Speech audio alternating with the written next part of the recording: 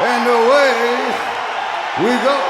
You're listening to Live on Four Legs, the live Pearl Jam podcast experience, featuring Mr. Stone Gossard.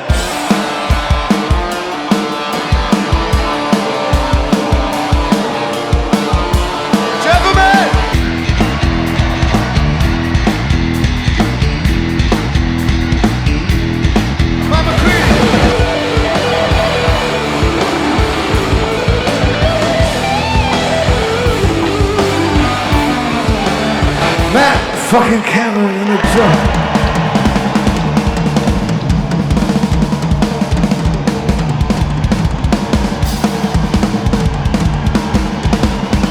Mr. Boom Gasper.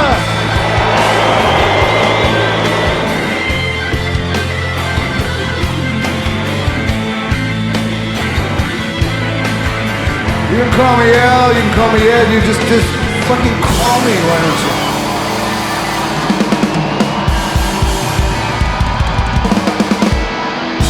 Hello, everyone. Welcome to Live on Four Legs, the live Pearl Jam podcast experience, and we are back as a full squad this week. Last week we had an absence and we had to call an audible, but we made do. And this week we are back to the original squad.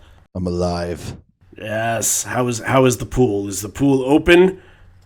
Well, it's kind of ironic how I had to, I had to go down there and, wait for some guys to fix a pool, to open it, and to have the pool not work properly anyway was a little frustrating, but, what are you going to do?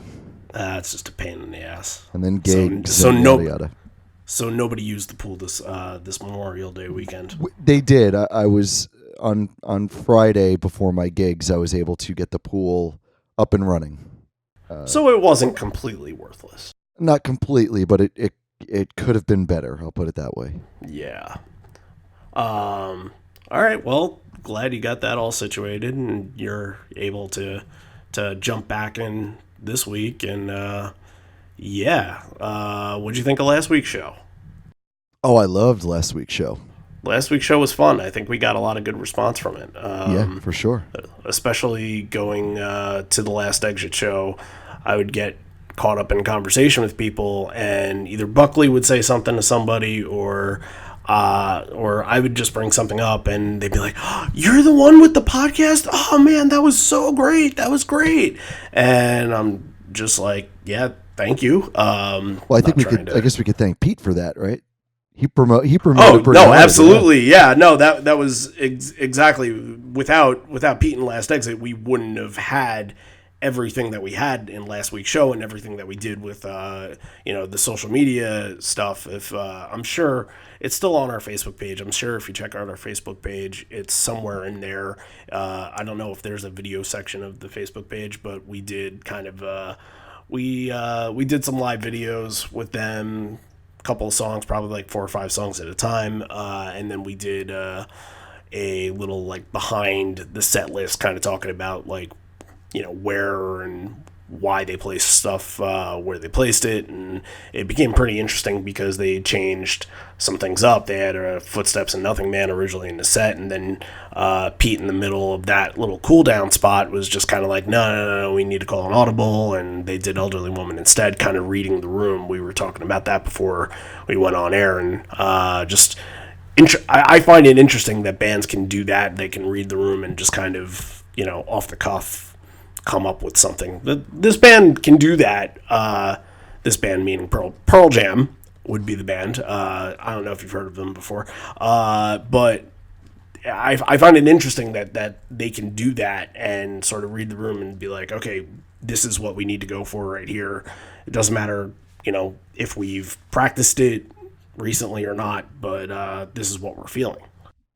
Yeah, and that's what I do at weddings. That's all we do.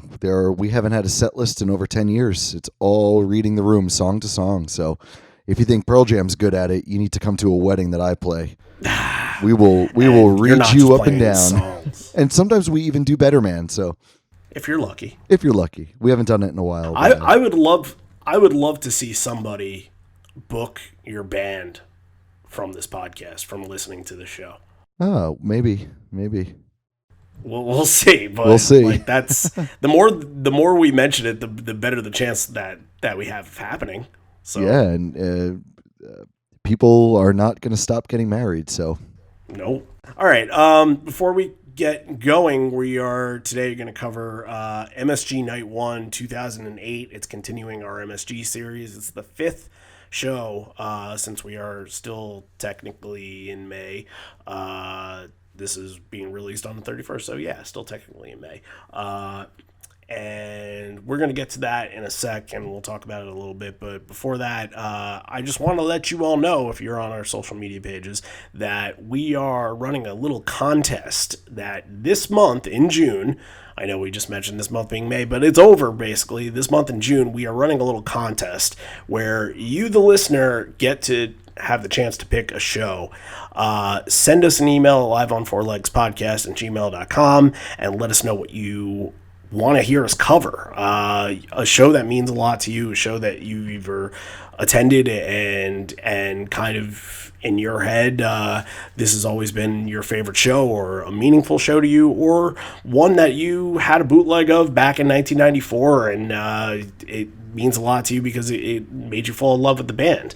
Those are the shows that we're kind of looking for right now, and over the summer we won't be able to really do much requests because we are doing a little bit of we are experimenting this summer a little bit, so we wanted to give this opportunity in June to a fan to pick something, and at random we will pick the episode, and I will literally write everything on a piece of paper. If I have to record it, I will.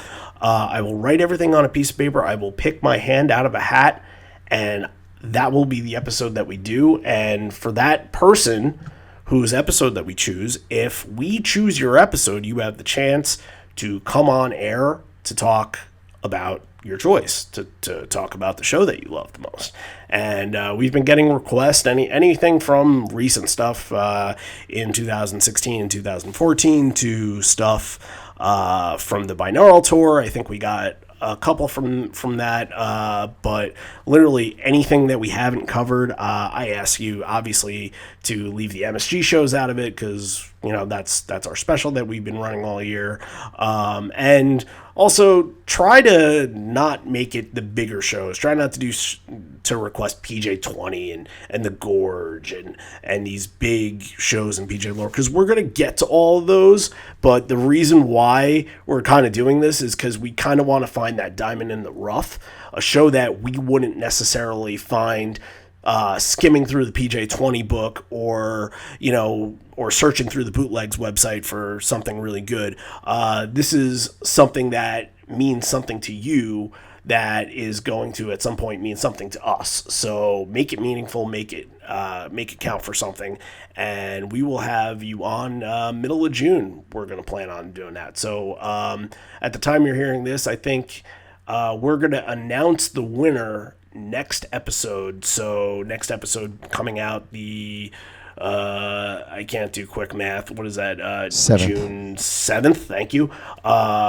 We will announce the episode on June 7th. So get us your show that you want us to cover on Monday, because that's probably around when we're going to record. So Monday, June 3rd will be the deadline for that. And I'll post one more thing to social media talking about deadline, and as long as you get it into us before the time we record, you will be eligible. And anything else to say on that, or did I cover all of that? I wanted to get that out of the way early. Don't hold back either. We'll consider anything, and we would like to be shocked by something too. So if you want to get weird, then we'll get weird with you. We'll get weird as long as there's a recording out there. If you're picking something from a club in Oklahoma City in 1991 that nobody has any knowledge of a set list, sorry, but we can't do it. The whole point is that we need to be able to listen to it. That's yeah. It's there's this little thing about reminiscing that's really important here. I guess. I guess that wouldn't be a problem, right? Because in order to pick the show, I guess the person that is picking the show, they would have had to have listen to it as well, right? So I guess You that would think problem is so. kind of stricken I right off don't. the bat. Yeah, I don't Hopefully, see why anybody would pick a show that they they've had never never heard heard. before. Well, I, stranger things have happened, unless Randy. they're just like I've really been interested in this show. I haven't been able to get my hands on a bootleg, and if it's something that you want to experiment with, hell, we're down to experiment. Let's do it. If it's a show from I don't know from 1998 that bootlegs are sparse, before they started releasing actual bootlegs, and it was always something maybe you missed that show and it was always something you wanted to hear, and maybe we have hookups with the bootlegs. We can try to help you out as much as possible. So we'll see. Anything, literally, again, just try to stay away from the big shows, because don't request Mansfield, because then you get people into it says, oh, how come I couldn't come on for Mansfield, or those we need to when we do those we need to make them feel big. So not to say that you wouldn't make it feel big with us, but we can't just come out of the blue and just be like, all right, Mansfield time. We have to kind of promote it a little bit and do all that. And it's also 3 shows. You can't just do the second night of Mansfield and just be like, all right, well, next week we're going to do Zurich, Switzerland. Like it's not going to work that way. So, Right. yeah. And so, again, if you have a show in mind and you want to join us for an episode, usually we don't do this, but this will happen for a week in June. Again, if you want to guarantee yourself an episode, though, go to our Patreon account, patreon.com/live4legs, and subscribe to our Patreon, and that will guarantee that you come on air and work an episode with us. But for this month, in June only, that we will do 1 episode with a lucky fan, lucky listener. Just send us an email at liveon4legspodcast@gmail.com. Let us know why you want to pick a show and why you want us to cover it, and we'll see what happens from there. We'll announce the winner next week. Sounds good. So let's roll forward. MSG, Night 1, 2008.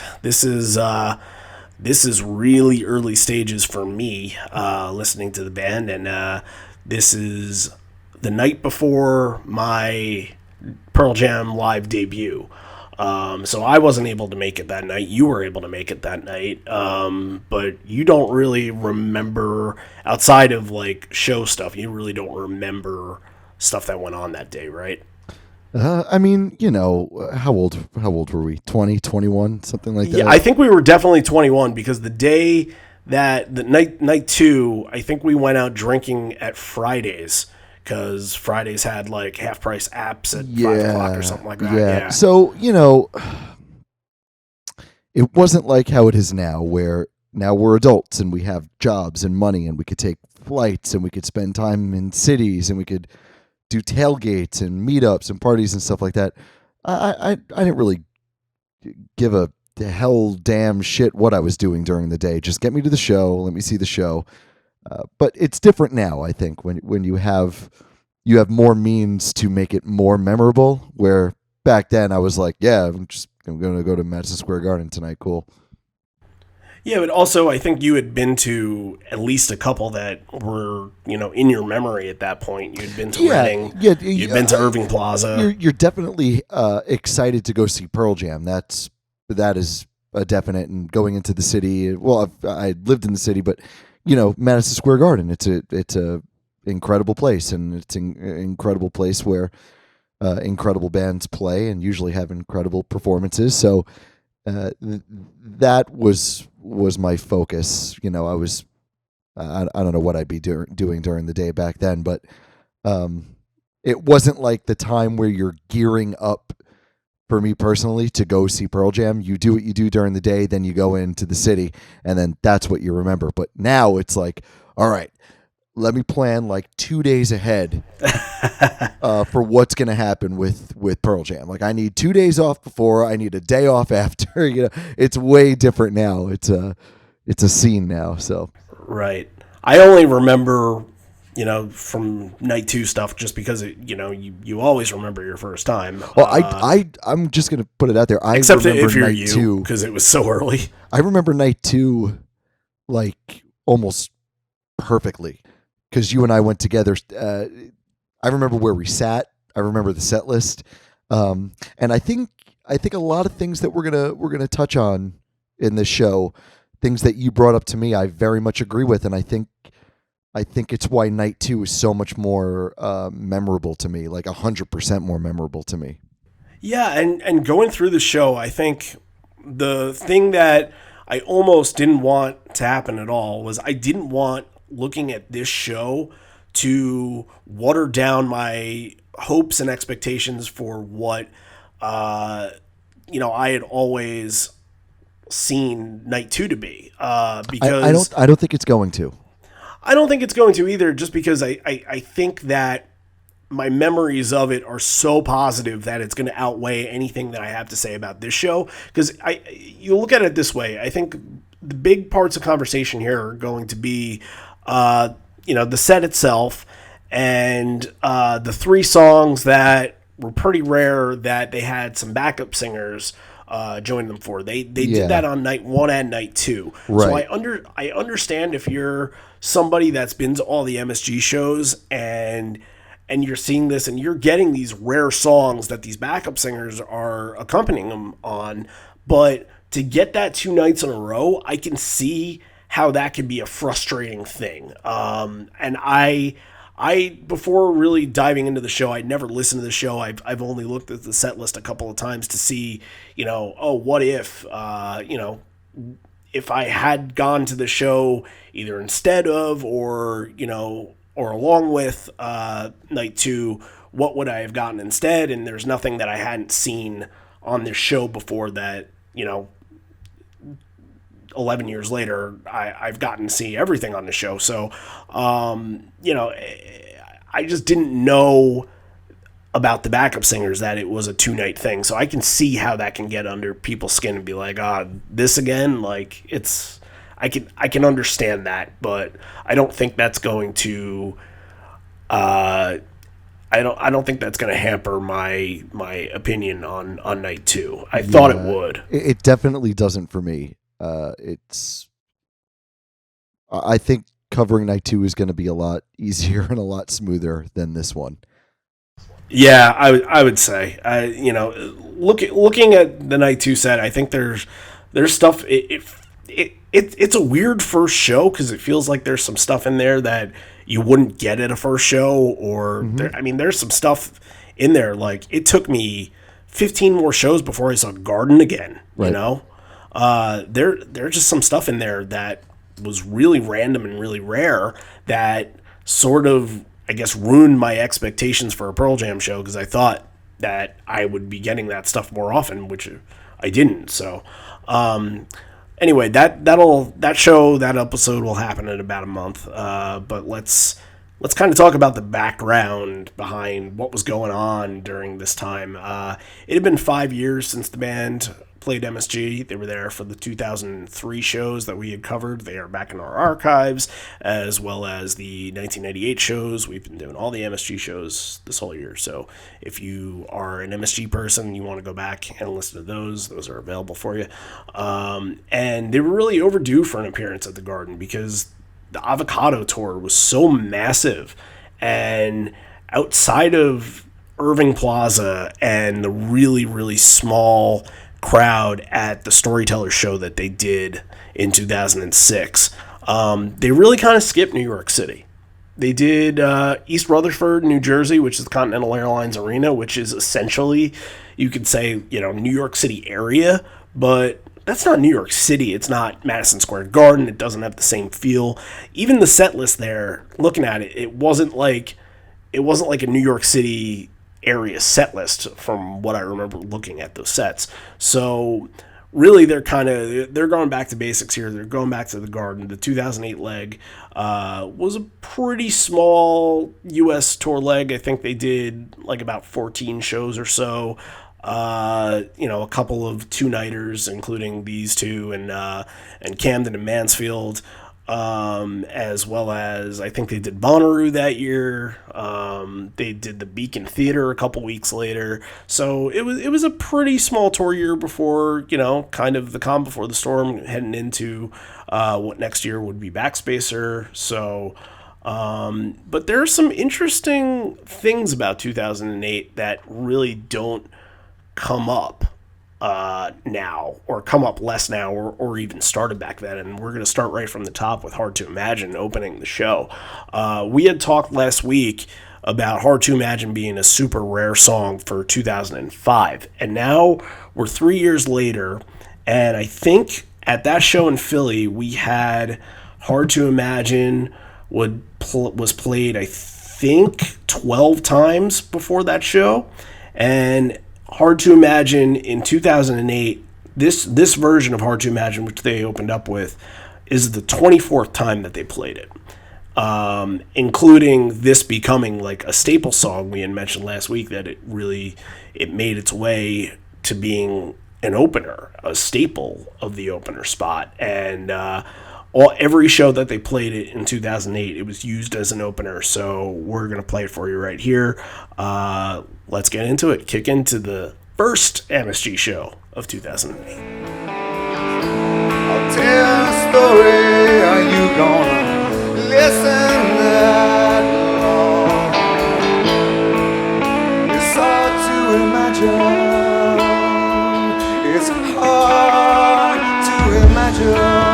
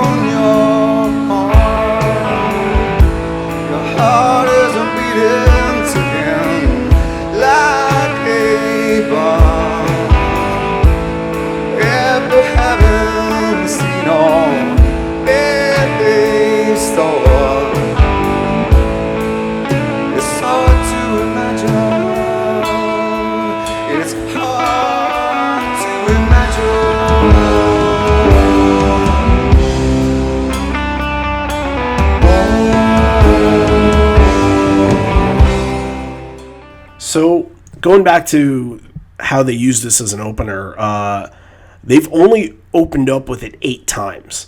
So considering how rare that is, I feel like people still look to the song to say that it's an opener type song that, if you're talking about all the openers in their lore, Release, Sometimes, Oceans, Of the Girl, Pendulum, on and on and on. I can say about 10 more songs there. Hard to Imagine is usually added within those songs, and to only hear it 8 times, for it to only be played 8 times, it makes that much of an impact. And you listen to this version, you can really tell why.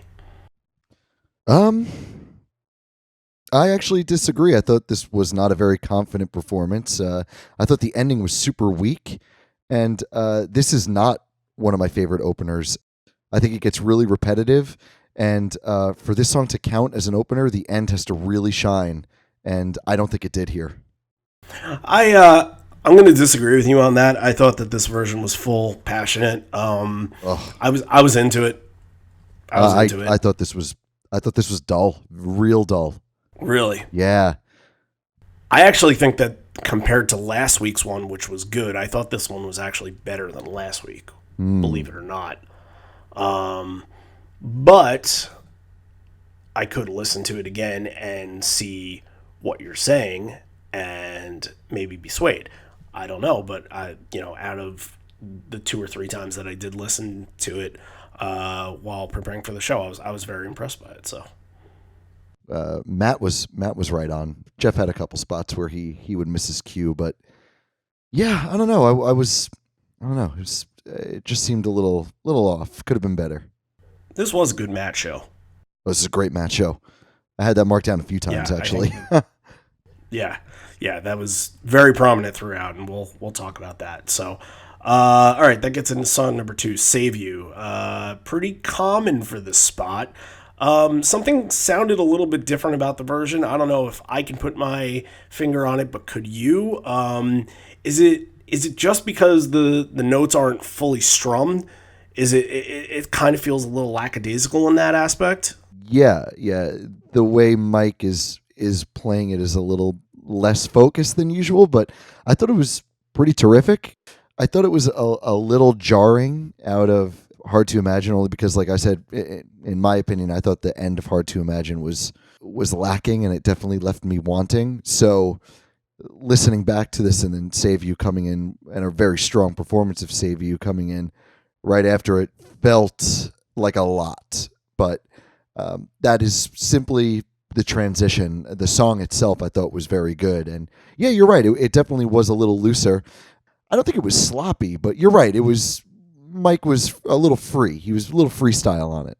Right. I've heard we've talked about versions on the show that have been just like very tight and to the point, and that have felt really fast. I feel like that's what I want out of this. I don't like loosey goosey with the song that's completely punk and supposed to really kind of kickstart things and kind of bring the energy into the crowd. It's probably not something I would have realized had I been in the crowd watching this, been like, oh, well, Save You was a little off strumming wise, but listening back on it, it's, I guess, when you're criticizing, finding stuff to critique and finding either positives or negatives and things, that was the one thing that is changed from this version as opposed to ones that we usually cover. So Yeah, yeah. I feel like this song is easy to do that on too. You're likely to get Mike being a little bit more free with it, especially when it's right up front. He's probably super pumped, super amped up, and it'll happen. yeah, and I think you said it. It doesn't really do the song a disservice. It was just a little different. That's Yeah, just I about it. guess it's better to do it on this song than something that's supposed to be really really structured. So I guess take it on this one and be glad it doesn't happen somewhere else. We go into song three here. It's Why Go. I feel like this is a pretty good back to back that we have here, with really good crowd participation with the hey, hey, hey's in the beginning. Really good solo. Energy moved pretty well throughout. I'm wondering what you thought of it, because Why Go is weird right now, because I feel like if we do current shows, we'll usually hit it. Like, shows within the Backspacer tour, within the Lightning Bolt tour, we'll usually hit this. But we've been doing a lot of like 2003, 2005, that kind of era stuff, and we haven't really hit Why Go hard in a while. So I remember one of the things early on that we've covered about Why Go was you not liking it early in the set because it's such a late set kind of song, like Why Go Home. It's written in the lyrics. So what about this in the third song in? Were you feeling? Yeah, and just to touch on it quick, it's the lyrics do play into it. It's not a huge part of why I feel this way about it. I feel like it's a good song to end a set with. It's got that sound and it's got that feel. It's rocking, but it's also super catchy, and you could end with it. It's good to end with. And yeah, typically this is where I'd want Animal. I think they switch up Animal and Why Go in the wrong spots all the time. It's never what I would do. I think this is way too early for it. It's not. It just doesn't have an early set sound to it for me. But this one here has amazing flow, and the crowd is all about it, and I'm actually loving it here. Yeah, this is really good for a third song in, and even, and we'll get to it in a second. The flow, kind of from Why Go into the next song, was just a little strange. Was just horrible. You want to use the word? Sure, you use the word. I'm more perplexed by it, but yeah, I've never minded it early in the set. I've really liked it. I feel like it's kind of it's a get you going kind of song. It's a get you going kind of song, and it's also I feel it's kind of got some utility to it too, where you can use it in that spot. You said like ending a first set, ending an encore, because it kind of has some finality to it. That Yeah. down Well, not at only the that, but end. especially since like all the band members are yelling "Why go" into the microphone. It's a whole Sure, collaborative thing on stage there. That's an end it's of an the epic night moment thing. That's for an sure. end of the night thing. Yeah. You know, it's. But you know what? The performance uh, was perfect, and the transition was great, and the crowd was great. So I can't be too upset about it here. This was good. We can end it into conversation later if this could be served elsewhere in the set, because there are some major set flaws Yeah, we're that gonna. are coming up. So Yeah. prepare for it. Ed says, "Why go home? Indeed, sure is nice to be in MSG tonight. It's been about 5 years since we've played in the city proper, so we couldn't be more excited. We've had some memorable nights here, but tonight is going to top them all off." That's an overstatement. It did not. This is probably the lower tier of the 10 MSG shows. This is, I'm not saying it's bad. I'm just saying within all of the good that they've done for MSG, this is bottom five, Agree. easily bottom five. What to say? After intense negotiations, we've got the curfew pushed back. Even with that in place, we don't have time to fuck around, but that doesn't mean we won't experiment. We're going to play one live that we played about a week ago for the first time, and he introduces 3 backup singers named Fonzie, Bernice, and Arethe. And one thing that I really wanted to do, and I'll make sure I do it before the next show, I really wanted to try to find one of these backup singers on Twitter and just be like, "Hi, we're doing a podcast and we're talking about you guys. You got anything to say to us?" So maybe for the next month when we do night 2, I'll see if we can reach out to them and see if they have anything for us. But they were used both nights as backing singers, and the first song at this show that they did was a song that the band was not doing at this point. I think this was the 4th time they'd ever played it. So, but it kind of felt like it in this time was finding its way into the rotation slowly but surely, and now it's kind of an every few night type show song. So here is with backing vocals All Night.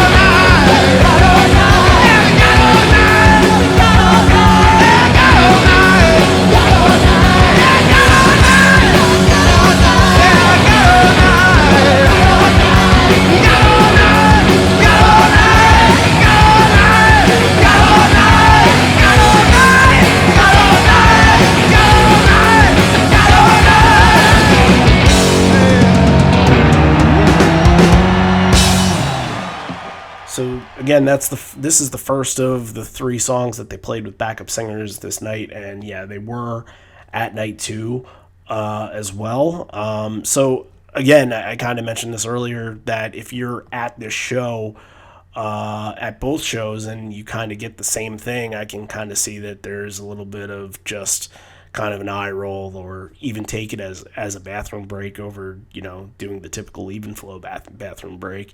But at least they're not songs that you hear every day. Like All Night at this point is really, really rare. It's a lost dog that hasn't really been touched upon, and it's a prominent lost dog too, because it's the first track off the first disc. So, what did you think?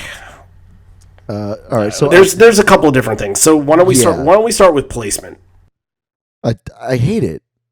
I just hate it. I okay. I'll put it this way. I think if the transition was seamless out of Why Go, this would have helped it big time.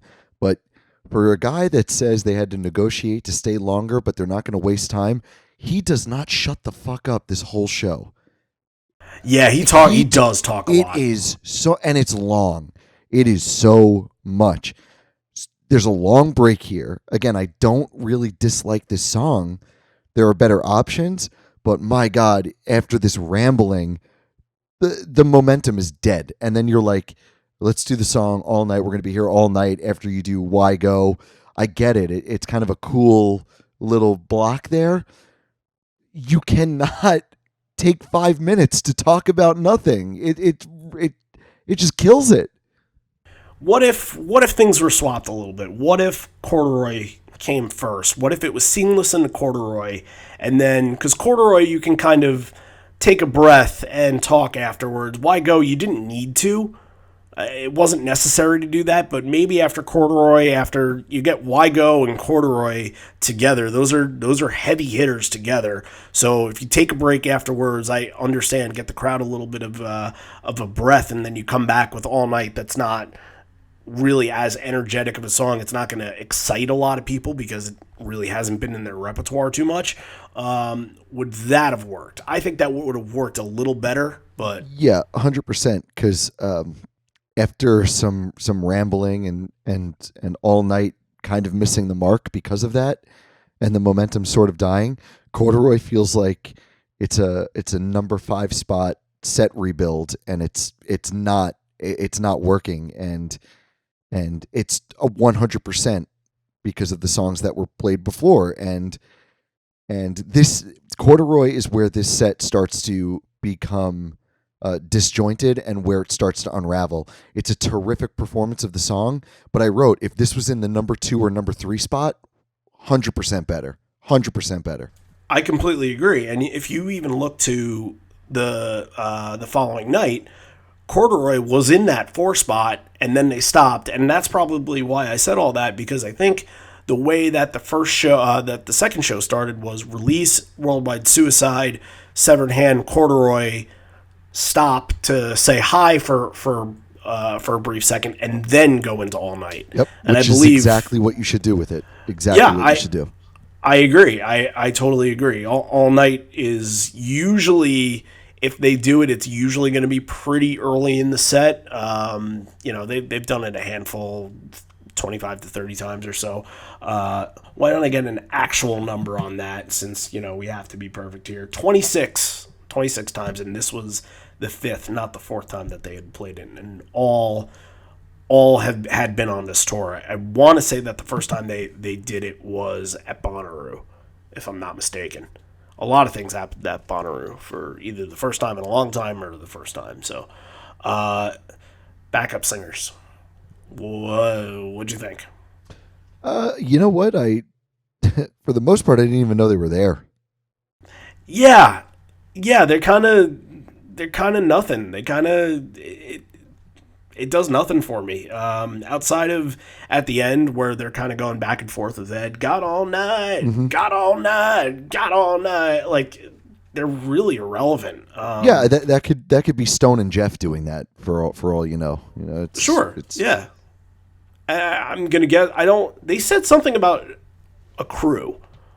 I don't know if these people were part of a crew or what, but they said they said something about a crew at some point. Did you recognize that, or recognize that he said it, or know what he was talking about?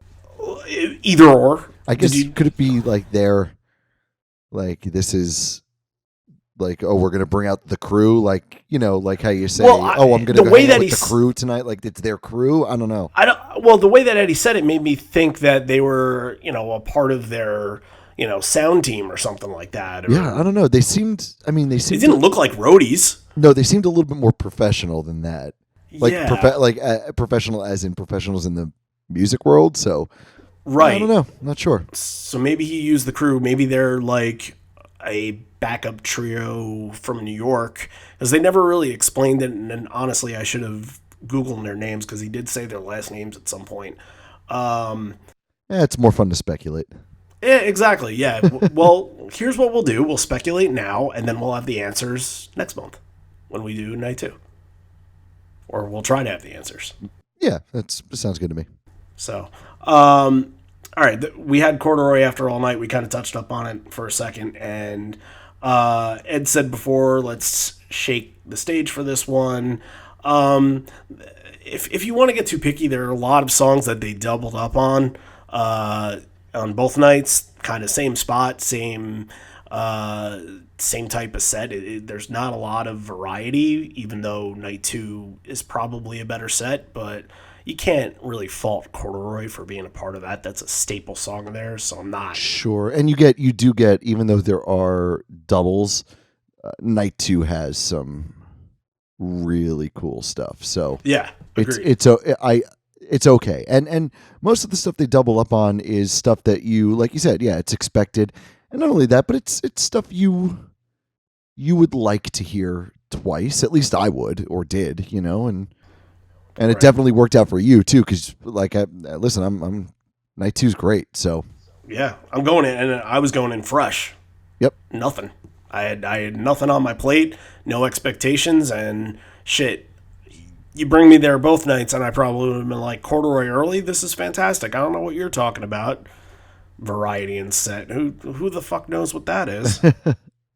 I would have told you back then that in 2018 or 2019, I should say, that I probably would have seen them 100 more times. It didn't quite work out that way, but I got a fifth of the way there. So, oh yeah, what did Pete said? One of my favorite things in the last episode. What is it? Sometimes life gets in the way of living. Gets in the way. Yeah. Pete, you're a goddamn genius. There's a reason why he plays Eddie Vedder for a living, or for fun, for both. Because he can pull quotes out of his ass just like that. Yeah, there were a lot of those in that. Yeah, except I enjoyed listening to Pete talk. And he doesn't do a lot of fucking around in the middle of the set either. He'll talk a little bit, but at least it'll serve a purpose for why they're playing something. Yeah, I've seen Last Exit a few times. Pete definitely he goes for the kind of greatest hits of the Eddieisms to get the point across. Right. Yeah. All right. Anything else to say on Corduroy or? Terrific performance. This is sort of the beginning of, I'm not going to say a downfall or a train wreck, but just something that needs a lot of work. I'll put it that way. Yeah, I think it begins a little later than this. I think it begins kind of after Elderly Woman, but considering that Corduroy could have gone ahead of All Night, yeah, this is sort of where we can be a little bit critical of it here. So we go from Corduroy. And we will be. God damn it. Damn right. That's what we do on this show. If you don't like it, you can... Keep listening, please. Yeah, please don't go away. We love you. Anywho, Corduroy into Faithful. Right off the bat, Faithful sounds really timid, and I don't know if it's just the guitar delay or if it's a lighter style of playing from Mike. The chorus will pick up a little bit, but ultimately, last week I felt like we had a really strong version of this song, one of the better ones I had ever heard, but this one doesn't really do it for me. I had mentioned that the song can plod a little bit. This one really doesn't plod, but it also doesn't sound like otherworldly as it does in the recording. And I know you're not crazy about the song to begin with, but right, yeah, definitely better last week. I still don't care for it. No real notes. The only thing I wrote down here really was what you said. This was okay, but we've heard much better. And yeah, it was a little dull. And who knows? Maybe this was where my distaste for the song began. Yeah, going back to the plotting thing, it just kind of feels like sometimes when you hear the song live, it can sound like it's played in a garage, as opposed to how the recording sounds like you're on top of a mountain. It's that full. It's that all encompassing. It brings you in. This just feels like they're on a stage. It just they don't tap into that sort of. Yeah, and I'm glad you said that because I felt that way about another song very very strongly, and it's coming Okay. up. It's coming up. Okay. Then we will make our way over to that. Elderly Woman came after Faithful, and it's always a good sing along for the Garden. Midway through the first pre chorus, Ed stops singing and says he fucked up, and I don't know what he fucked up on. And It sounded like he just sort of stuttered, like he tripped over his words. I don't think he made like a it mistake. wasn't it wasn't a lyrical mistake. Right. I think he.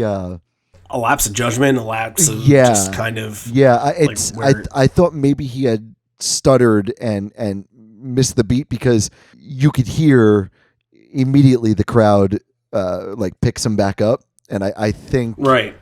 that was where he just maybe just dropped out by accident, you know. The crowd is really strong on this one, so I'm wondering if he was just listening to the crowd and he was trying to listen and sing at the same time. Yeah, like he lost his train of thought almost. Right, and That's how it sounds. That can happen. It's not. It doesn't kill the vibe of the song. It's not like the crowd completely gets out of it. This is, the Garden is usually a great place for this song, and there's a version that'll come up in another Garden show that I specifically have in my mind that they absolutely knocked it out of the park. And by they, I mean the band can play the song and it can sound really good, but when the crowd does their part, that's the seventh man coming in and when the crowd gets your RBIs, that's impressive. And I feel like this does it. So yeah, I thought this was quite good, and there's going to be a couple points where we point out that this set is in desperate need of songs just like this, and yes, it's missing it in a few spots. So having it this early, I don't think does anything for the set, but it's a good thing it's there at all. And that's specifically just talking about this set, which will, I think, as we go along, we're going to be able to talk about in depth a little bit more. Yeah, I think that all kicks off for me. You said it kind of kicked off at Corduroy. For me, it kind of kicks off here. This next stretch of about 6 or 7 just feel, it just feels bland. It just feels like there's no, Yeah, so I just wanted to bring up something real quick because yeah, I think you and I, when we had talked, we kind of had the same exact idea about what's going on here. So this is what I propose to you right now, Randy, is that instead of talking about what we would maybe mix up in the next couple songs coming up, because we both have some very clear ideas about what we would do, instead of getting ahead of ourselves and maybe getting a little confusing, why don't we move ahead to kind of the catalyst of the problem here?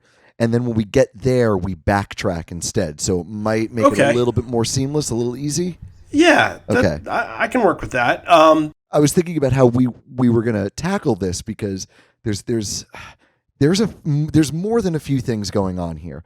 And I thought if we were to jump ahead and then try to mix things up, we might totally fall off the rails. Oh yeah. It can get a little confusing. Okay. So we're gonna push ahead, but just get ready for us to really Tarantino it up here, coming up in the near future, and really go back and try to do some. We'll do some We'll put some flashback. We're gonna try to do some Avengers time travel stuff. Yeah.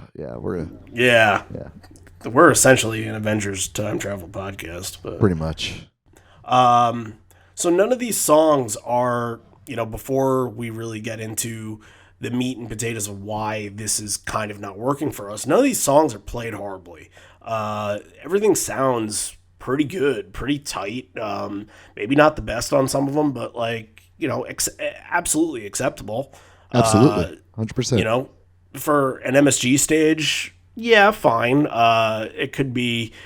It's just choices. I think for the most part that just baffles my mind. So after Elderly, we get Down, and I like the transitioning between the two. A fun, tight sounding version, but really, it's kind of not memorable here. It's and we'll get into the reasons why I just don't think it's memorable. But there's a main reason why Down and a couple of these other songs are just completely forgettable in this quadrant of the set. Yeah, Down is it's what we're going to talk about. I don't think this is the right spot for it in this particular set. I think it sounds fantastic. I will say that no matter what, because I love Down. Is it too much to ask they do the album version with the I like that, yeah. Because this, they always do it where Mike starts off with the guitar part, and then they all come into it. But I like just the one chord, and then the whole band kicks in with the progression. They never do that. No, they don't. I love it on the album. And it would be cool transitioning from some things. I think it would sound really cool. Yeah, it has to kind of have like that faded end, and then kind of almost as if you're finishing the last song, kind of start that up. Exactly. That would be a cool way to do it. After Down, Ed says that they've got the stage moving again. It's kind of like mushrooms. It feels kind of weird, but you can't wait for it to happen again. And then he introduces the next song, even though he says, "Oh, this is on the next album." He sort of flubs that. I'm sure a couple people were like, "What?" for a second. He meant the last album. Yeah.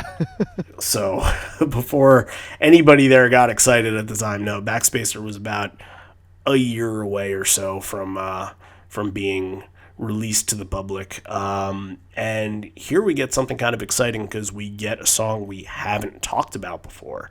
And that's Unemployable, straight from the Avocado album. And I feel like I got a lot to say on it, so why don't we give it the old Live on Four Legs debut, play this puppy, and we'll come back and I'll give my take on it, and I guess Matt will give his too. Why not? I definitely have one. Let's hear it first. He's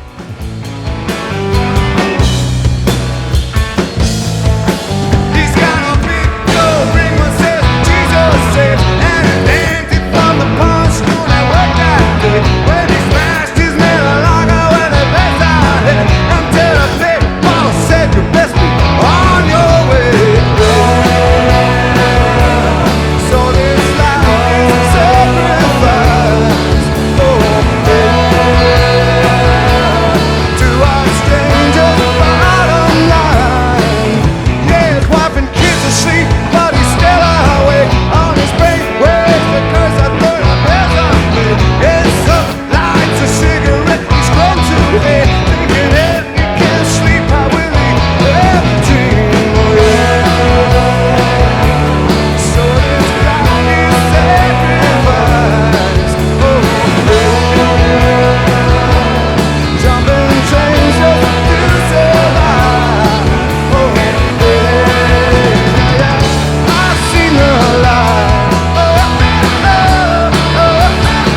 I'm scared of life. Scared to die. I've seen the light. Scared of life.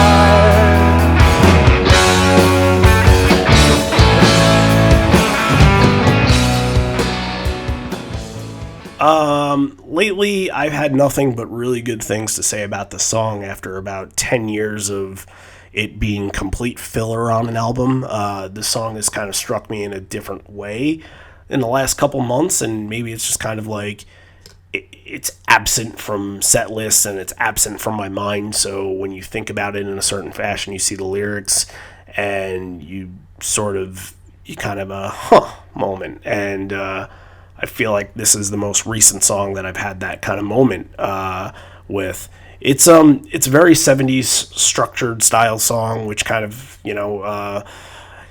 There is a '70s song, it sounds like, and it's been posted before. I don't know the name of it. It's a very obscure song, but it's got that same down down down down down down down down down down, and it's really similar to that.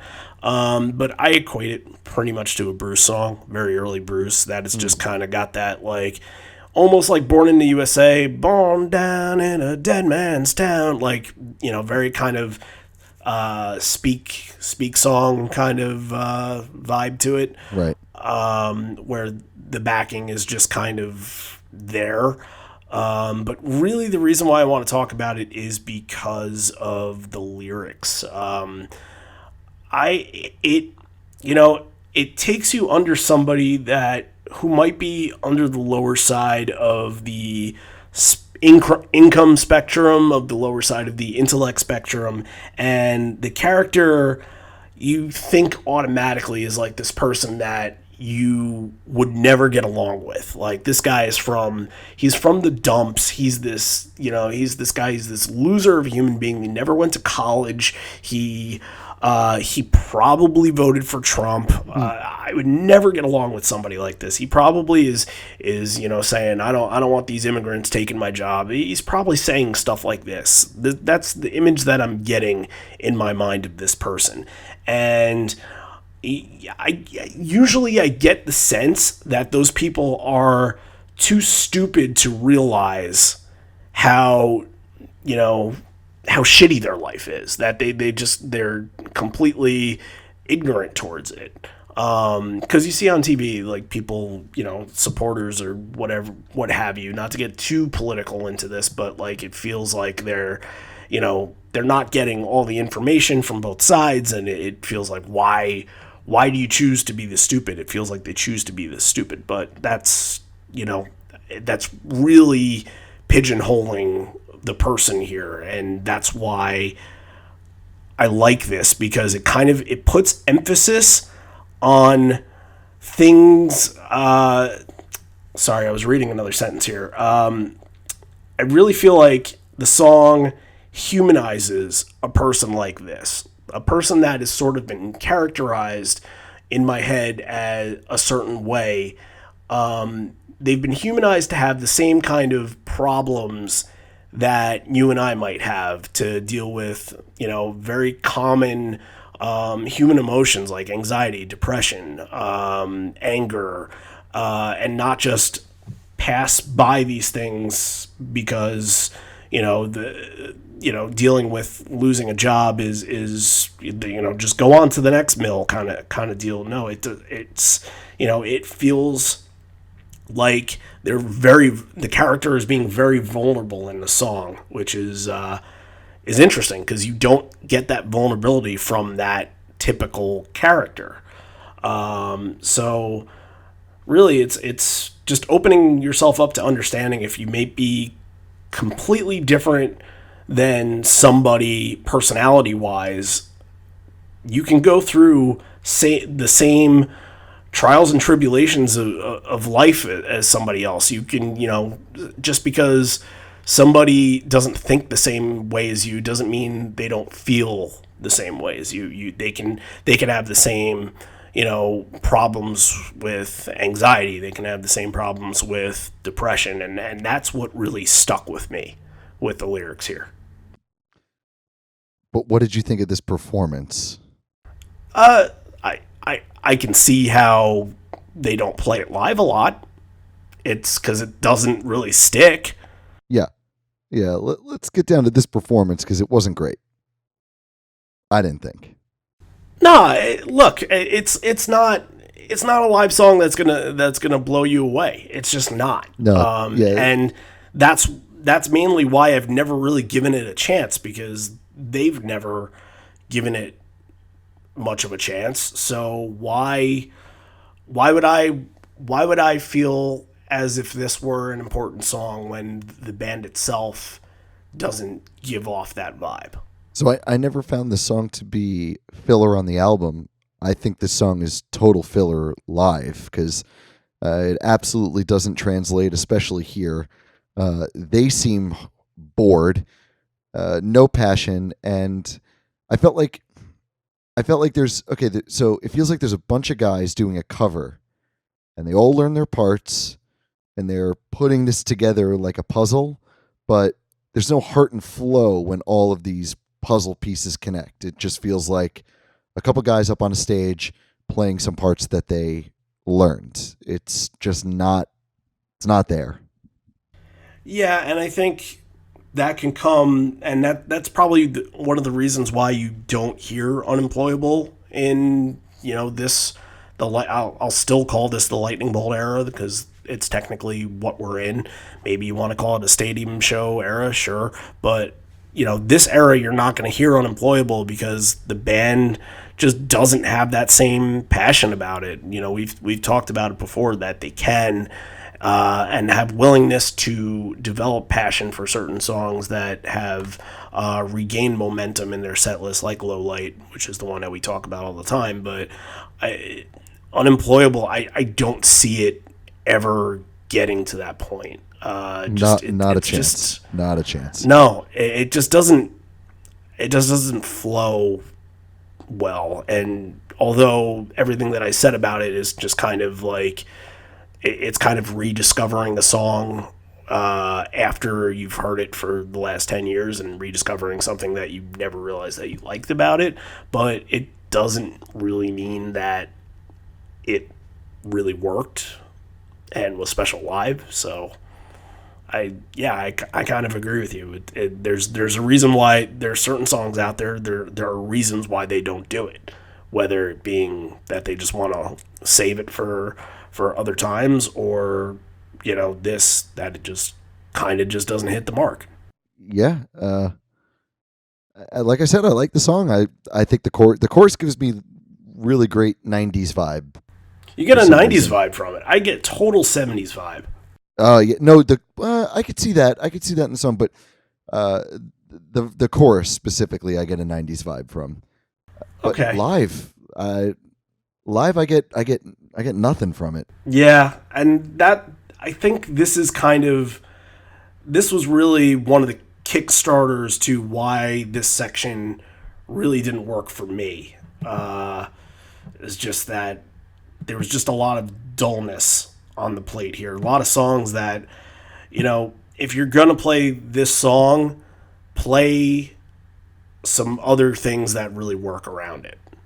Play some things, and we'll get to that. So I think we spent a lot of time on that. So why don't we touch upon Given a Fly? This is Given a Fly really in this section that we're kind of focusing on here is the only one that I really feel like, the majority of people have a real emotional attachment to, but the way that it's set up, and it's almost set up to fail in between these two songs, it doesn't bring life into this set that you want it to. It just kind of, Given a Fly is one of those songs I think that sounds better when it's played around stuff that sounds really good, and this is just really kind of sticking there and not doing much.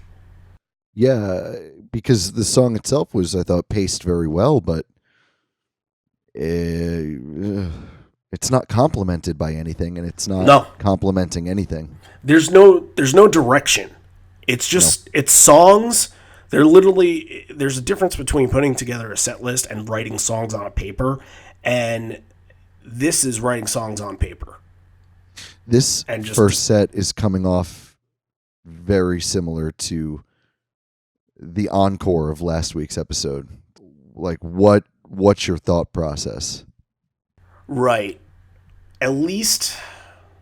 No, there is no at least. No, you're kind of right just about that. What is going on? I will say, at least Night 2 had a dedication to Brian Leach during this song. That was cool. That's all right. You get Rangers later on. Yeah, you do. That was probably, going back then, that was probably one of my favorite things about that Night 2 show. But it's just, the variety is just not, it's not there. It's just kind of, it's putting songs on paper and then playing them. And it's not like figuring out the ebbs and flows of how a set should sound. Right. And you're midway through the first one, and it sounds like you really want to this to be kicked in at this point. And right now, with this song at least, I feel like this is where you're kind of rock bottom at this set list. And I know you like the song a little more live than I do. And honestly, it was performed fine, but again, this was another one that they had the backup singers on. I'll take it up to play. Right. Yeah. So they don't really do it too much. They haven't really done it too much. If you look at other songs in the set that, maybe like I think there is a song in here. Oh, you know what? It's Unemployable. Unemployable has been played more times than Who You Are. Would you have ever guessed that? Yeah. Because I do think that Who You Are was a single though. but it's we've But talked also, about Avocado had a lot more tour dates than No Code did.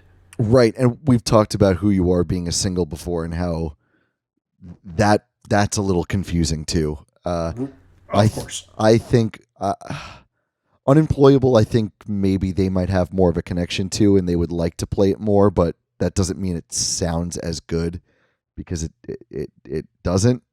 And yeah, I mean, you get a lot more tour dates, and there's a lot of avocado stuff that they don't play, and Unemployable. I could see it making the cut over something like Who You Are for sure. Right. Yeah. I don't. And again, I don't agree. I don't agree, but I understand it. That's also going back to '96 too, and that very, they were very limited with what they could do with not signing up to Ticketmaster venues. So when you go out of 1996 and you start playing shows in 1998 where you have to do Yield and Binaural in 2000, Who You Are is not making the cut. So it did happen to make the cut this night, and we're going to hear it here. Then we'll pump back on to talk about it. So. Come to stand, not comprehend, transcendent to consequence, says to transcend where we are. Who are we? Who we are? Trample moss on your souls, changes all you're apart.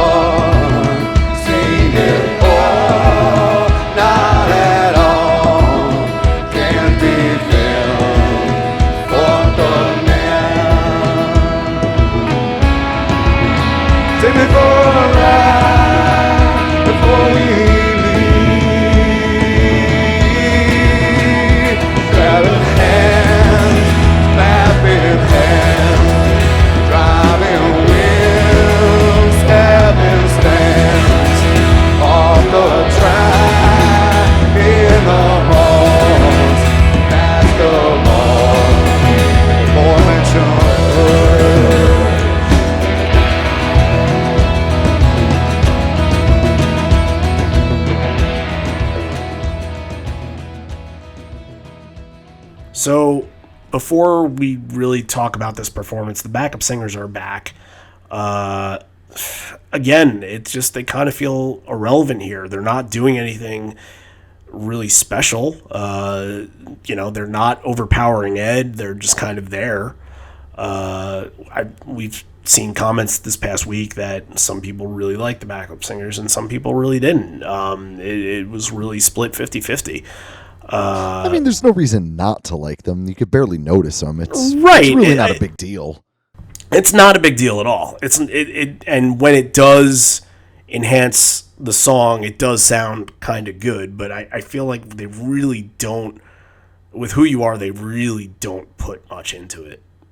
Let's get down to the real reason why this song doesn't work. I am bored to tears by this version. Being played around the songs that it's being played around, the last 3 or 4 going into it, just like you didn't build up into this moment to get this kind of song. Yep. And it's a piss break song to me. Like there was never another piss break song.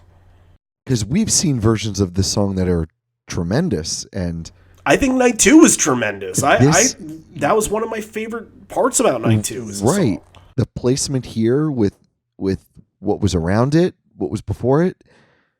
Oh, snoozer, and it's it's performed okay, but that gets overshadowed because it's just so dull here. And even though I'm happy to see it come up when it does, this one was so disappointing listening back to it. I'm sure seeing it there, I felt differently, but listening back, I don't. It's not hitting it. And we had mentioned when we were texting about this show was, yeah, they needed a hit here. They should have done a hit, or just a hit. I'm going to stick with that. No, that's exactly what they needed. I was going to save that for like the catalyst to this whole thing because it involves a hit. But Yep. they needed, I think, something poppy. Daughter would have worked so much better around this spot. If you went Given to Fly into Daughter into Who You Are, I would have said, all right, at least there's a little juice to this. At least there's some feeling. Who You Are, I don't even think that would work. I don't think Who You Are belongs here at all. It's just not working in this set. This set's just not working. Yeah, I can't say I don't agree with you. If this has been, I agree that I do agree that your suggested would help, but I don't think it would. I don't think it would fix it as a. No, it would not. It would not fully fix the problem. There would still be a couple nails sticking out of the board, but that you step on and you need a tetanus shot. Yeah, I would have totally bailed from Who You Are too. Again, just not really much more of a piss break song than this. That's as low as I can go for that. So, all right. Really, before we get into the catalyst, we have two more to discuss here. After Who You Are is whipping, yes, it needed. Who You Are needed to follow up with something that was energetic, something that was upbeat, something that was, had the crowd going again. But that something just wasn't whipping. Because, like we said, it needed a song of note. It needed something notable, something that people have an emotional attachment to. And whipping, while I have no problem with whipping whatsoever. It is just not that song that is this incredible pick you up. It sounded good, and the energy was never the problem. But man, it's just fitting this little stretch of songs that really don't mean much. Yeah, I disagree slightly. I agree that you need something memorable and emotional or just, I don't know. But listening back, whipping is like a breath of fresh air at this point because it's so, down. Then you're brought down with Unemployable. Then Given a Fly brings you back up a bit, but it's played. And then Who You Are, and you're way back down again. So by the time whipping came up, I was like, oh, thank God. No, I'm energy was not the problem with it. The problem with it was just I feel like it needed Right. like something notable needed to happen right. here because now you're in the set. Now at this point, this is song number 12 in the set. You can kind of understand where this is going, and you can kind of predict the rest of the way here. Yeah. And I don't know. It feels like you, at this point, you're probably saying to yourself, if you're there, like, this isn't the greatest set in the world. I'll take it, but it's not the greatest set. No. I did think whipping was really great, and this is Cameron was amazing on this. Yeah, on I this agree with that performance. Like, standout. Drums were standout on this. Yeah, I agree with all of those things. It's just that whipping is not I can get excited about it live when I hear it, but you, I probably wanted something more that hits closer to the heart, Yeah. something with that energy, that like, and I'm trying to give you an example for this now. What's a really good example of something that look, if you threw in Do the Evolution, if you threw in Jeremy here, I probably wouldn't have had a problem with it. It's just notable stuff that I want to be. I want to be singing at this point. I want to be dancing. I want to, I want to be having a good time. Whipping is fine, but you know, are you going to look through the set and remember whipping as much? Probably not. So that's my take on it. And the same take that I have on whipping, I have with Half Full too. Again, the energy is good. It sounds fine. It's just not.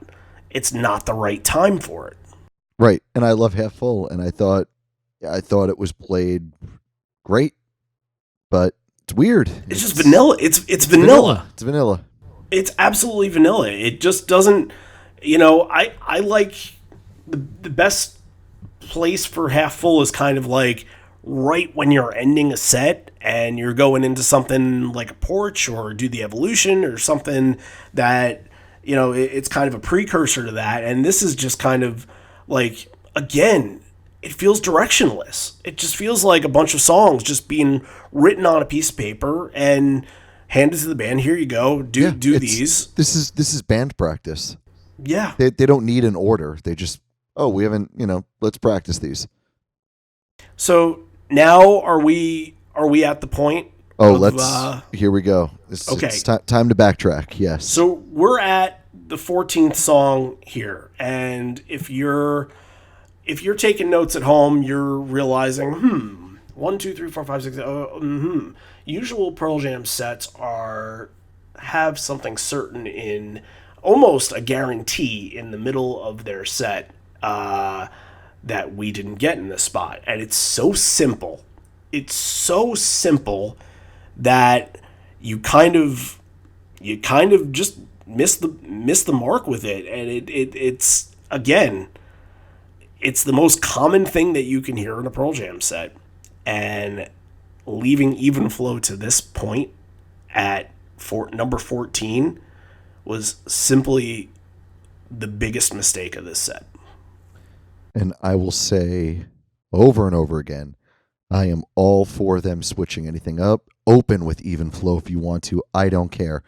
But my God, if there was one set to be typical in to play something safe, this was it, because down is where Even Flow should be. Even Flow is where down should be. Honestly, I think that would help a lot if you take, because like you said, you want to be dancing, you want to be having fun, you want to be singing along around that vanilla whipping Half Full part. Down's rare, but you could catch it. But you could dance to it. It's so fun, and they have so much fun playing it. The end of this set needed a song like Down, and the middle of this set desperately needed a song like Even Flow. Yeah, and I mean, what you're really getting after Down are just a bunch of just mid-tempo, softer songs, and I don't want to discredit Given a Fly, because Given a Fly is really the one out of this bunch that, and for everything that we say about it, it is one that fans do look forward to every single show, Right. and they enjoy hearing. But Given a Fly becomes, it loses its luster, and it loses its meaning when not sufficiently surrounded by better songs or Right. equal songs. Even Flow before Unemployable would have, I think, given to Fly more effect, because you have this gigantic hit song sing along, and then Unemployable, it's newer. People people probably like it. I mean, But it's also kind of it's kind of a cool down after even flow. You kind a of, little bit, but it's like I which said, you sort of need, but yeah, but it's still got a good chorus. It wasn't played well, but it's got a good chorus. right. And then Given to Fly could give you more of a single sing along pick me up again. But Right. So now you have that diversity. You Yeah, have it's that more of a diversity that diversity we thing. were saying. and Now, listen, I don't like to discredit Down because I personally it's one of my favorite songs. But I mean, what do you think people are going to respond to more? They're probably going to respond to bigger hit songs in a set one rather than a Lost Dog. I mean, people really like Lost Dogs, but Down is one of the more popular Lost Dogs, I would say. but I just don't think it's going to compare to Even Flow in the number 8 spot. And not for me personally. I'm thinking more of just broad, like, the general population for a Madison Square Garden show. Right. Because I think Down would have, an Even Flow spot, I think it would have killed. I think it would have been great. I think it brings life into Yes. that spot where it was before. It's kind of beginning to fade life out, Yeah. so to speak. Right. After we get past Even Flow where it is now, I'm gonna present you with another spot for Down that I thought would be super effective as well. Okay. And that's okay. So again, to kind of recap this whole section that we were really talking about, it was Down into Unemployable, into Given a Fly, into Who You Are, Whipping, Half Full, then Even Flow, and we're kind of arguing for this sake that Even Flow and Down would be swapped. It gives that section, it gives Given a Fly a little bit more meaning. It gives Whipping maybe a little bit more meaning, that you're hearing something kind of rarer in the middle of the set. And it doesn't feel like you're playing these kind of I don't want to say meaningless. That's such a, it's not the right word to say. Right. But you need a charge. You need Yes. Even Flow to charge this up at the number 8 spot. And yeah, Getting Down is really cool and it's rare, but I think that's going to have so much more electricity when they're bringing a rarer song like that. That's really fun and poppy, and Mike is doing his little kind of when he jumps up in the air and he does those mini splits, where just what he does, how Mike does that. Yeah, yeah. His little kicks. Bringing that to like the end of a set one, I think would have benefited so much more. Yeah, and you get two songs. Whipping is just fast and energetic. Half Full is just kind of like steady rock, steady blues rock. And then Down is kind of your sing-along. You go and you have at the end here, present tense, daughter, and do the evolution. That's all going to tee you up into that nicely. And it's not like even Flow does work in front of those three songs. It works better where it should have been. Right. It works better where it would tee up the 1, 2, 3, 4, 5 songs before it. Okay. Are we ready to bring this up? Are we ready to bring up our analogy? Oh yeah. I thought it's a good one. Yeah, I think we should. I like this one. This is if you remember, this is a while back. We did an analogy about plain pizza. Sometimes you're just in the mood for plain pizza from like the third best pizza place in town. This is another food analogy that's sort of in line with that. So this is a restaurant analogy. So this is like going to a restaurant where you sit down, you order an appetizer, and you order the main course at the same time. And they come out right away and they bring you bread. And, after 10 minutes, you're like, bread was good. Bread tasted really good. And then you're just sort of like, all right, where's my appetizer now? And then they come back and they're like, oh, would you like a refill on bread? And you're like, no, I want my appetizer. And Even Flow in this spot, this Even Flow is the appetizer. And then, but what really Even Flow turns into, this is like when the waiter brings you the appetizer 2 minutes before they bring you the entree. And you have 4 songs to end the first set here, and that's what it is. It's the appetizer and the entree being on top of each other. You want a set one to do two things. You want it to give you some really good main course vibes while also kind of having some shared apps for the table. You want cool down spots. You want things you can nibble on. And the bread, it's fresh and it's soft and it's warm. And the encores here, I think, are all great main courses, but bread is still bread, and that's what this whole set one is. It's just bread.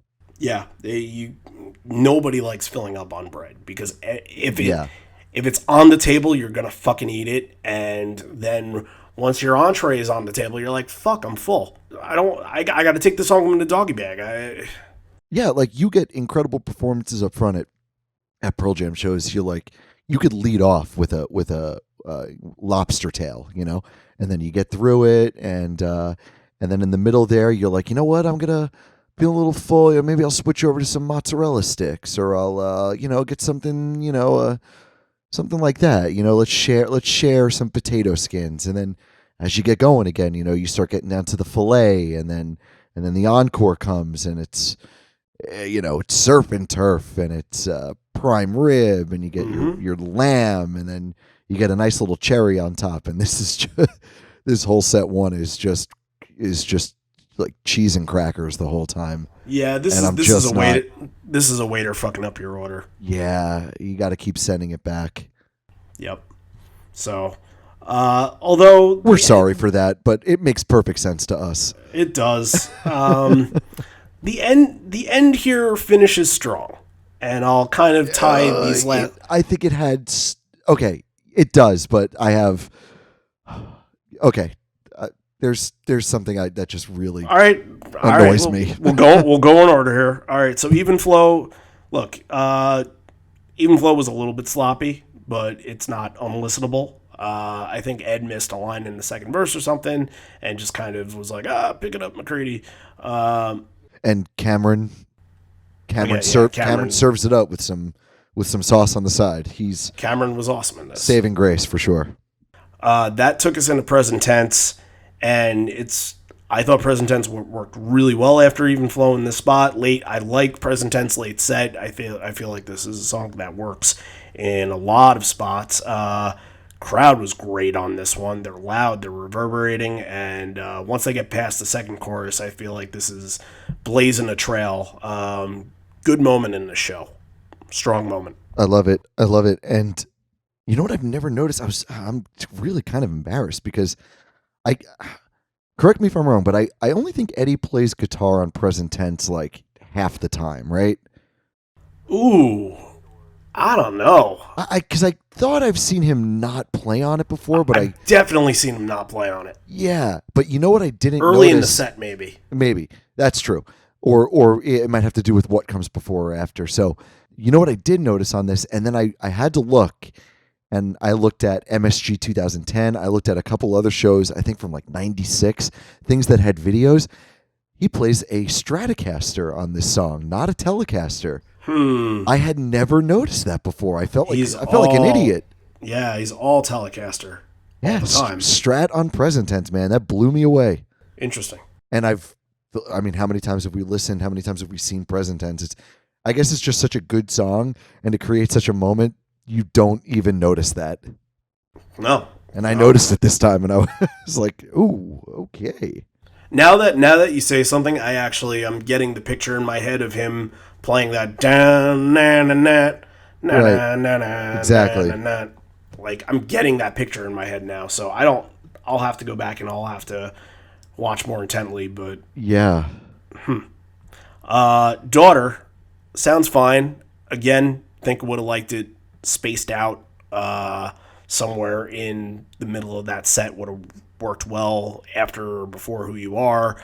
It just needed a sing along somewhere in the middle there, and Daughter would have been that. And here, it's nice at the end here. It feels like you're finishing pretty strong. Snippets, no tags. We get snippets. Hey ho, let's vote.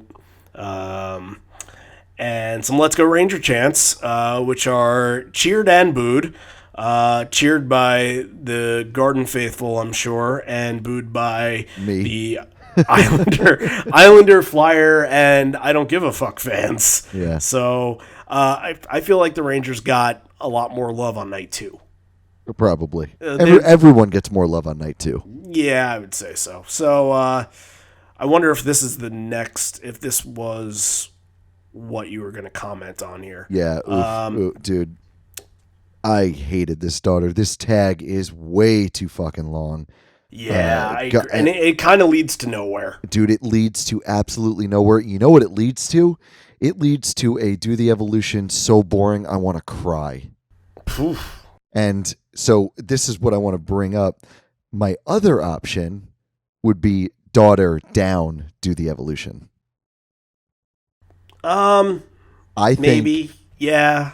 It sounds good, but I don't know if they would think that way. I think we would have gotten a much better do the evolution if that was the case, because oh man, just the life was sucked out for me and it killed do the evolution. Yeah, and I could see that. I didn't have look, it's long, but I'm used to the daughter tag being long. It's just something that happens. Oh, okay. Yeah, actually you said it better. It's long, but like you said, it goes nowhere. That's the problem. Yeah.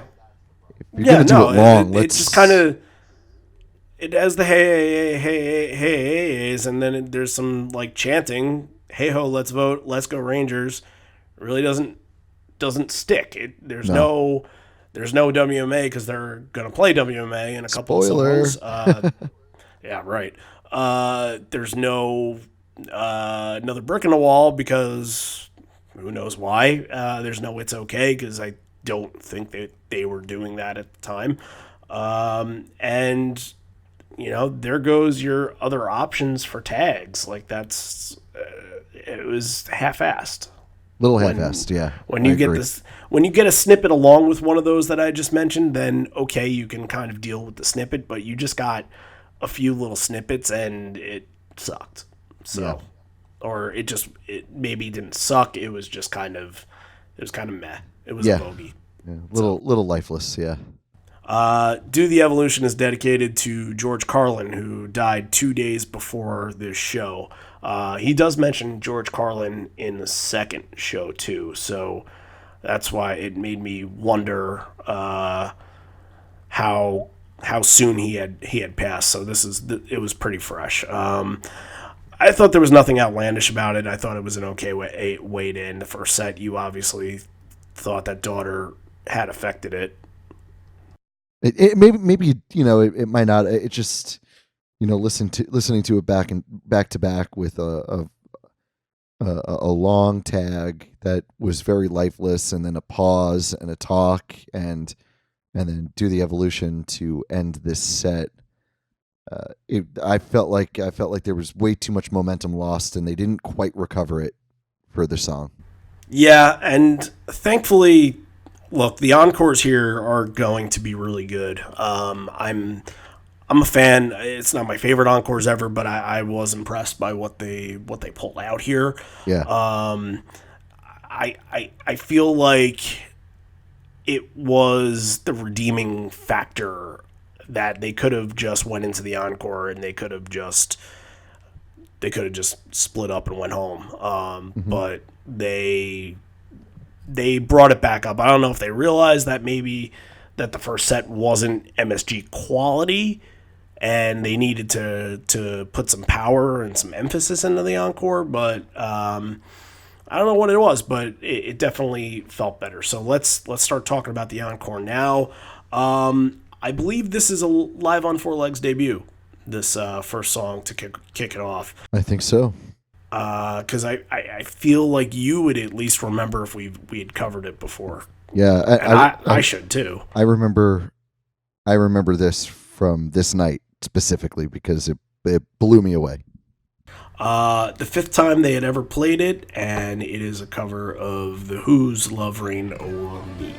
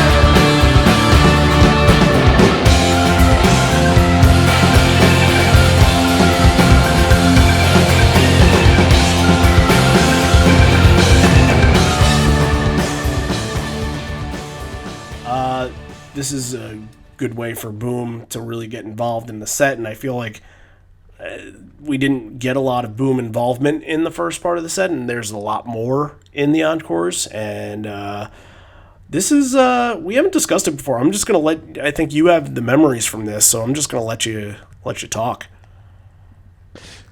Yeah, well, I'm a huge Who fan. Our good friend Chris, he was always a big Who fan as well. He got me into them. I would say around 2002 probably. I'd gotten into the Who, and yeah, it was just like this other side of the whole British invasion type thing. It wasn't the Beatles. It wasn't like this psychedelic poppy stuff. It was these four guys that kind of came across as not giving a shit, and they were like, our music is going to show you that we don't give a shit. I don't know. The Who always just stuck out to me. I've always thought they were great, and hearing Pearl Jam do Who at Madison Square Garden is super memorable. I remember Eddie's voice being absolutely on point with it. I remember the guitars hitting every single note that Pete is known for. Phenomenal. It was just a really cool moment. And I will say, I think it's such a cool way to start an encore. Do I think it would work really well later on? Like maybe to close out an encore, 100%. But when you have this type of passion behind a song, you could open up the encore with it too. And I love when encores open up with the full band. So this was just an absolute home run for me.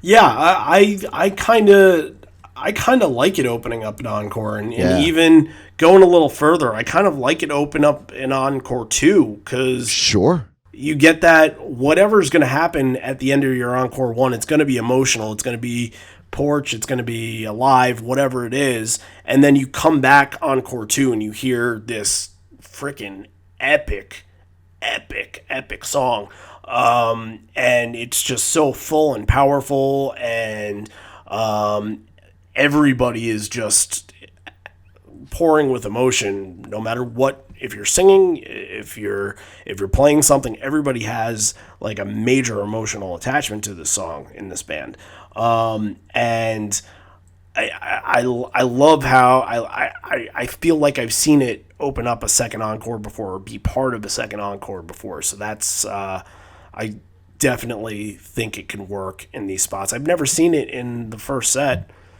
This is special to me. They've only played it 25 times, so this is special. We're all familiar with Baba O'Reilly, and that became kind of famous for them to do. A lot of people like it when they do Baba. I like seeing Baba too. It's a nice switch up. Sometimes it's not that good though. I will be honest. Sometimes Baba O'Reilly does not sound great. It's a horsing around song. It could be horsing around. It could be very serious too. They could hit it out of the park. But this is a whole different thing. This is very, very good.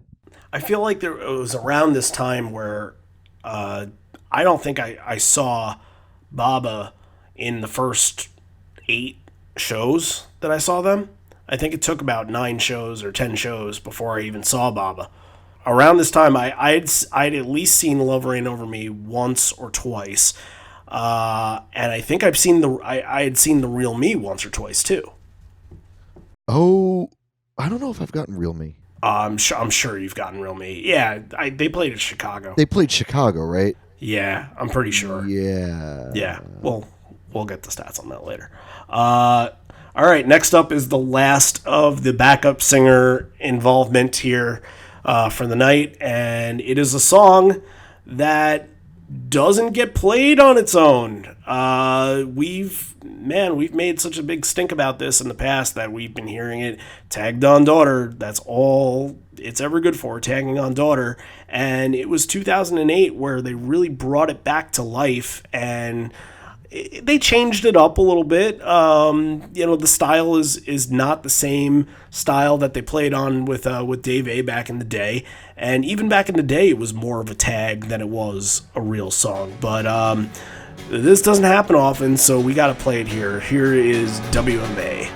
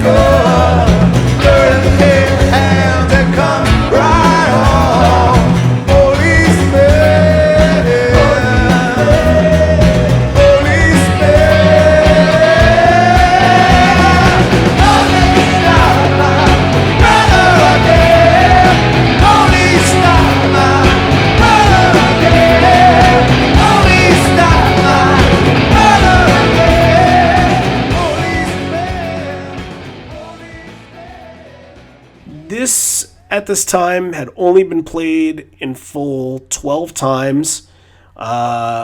Overall, it's been played 17 times in full. Tag, it's probably been played 300 times, whatever it is. Count how many times Daughter's been played and subtract it by, divide by 3. I think it was Bonnaroo that year that they brought it back.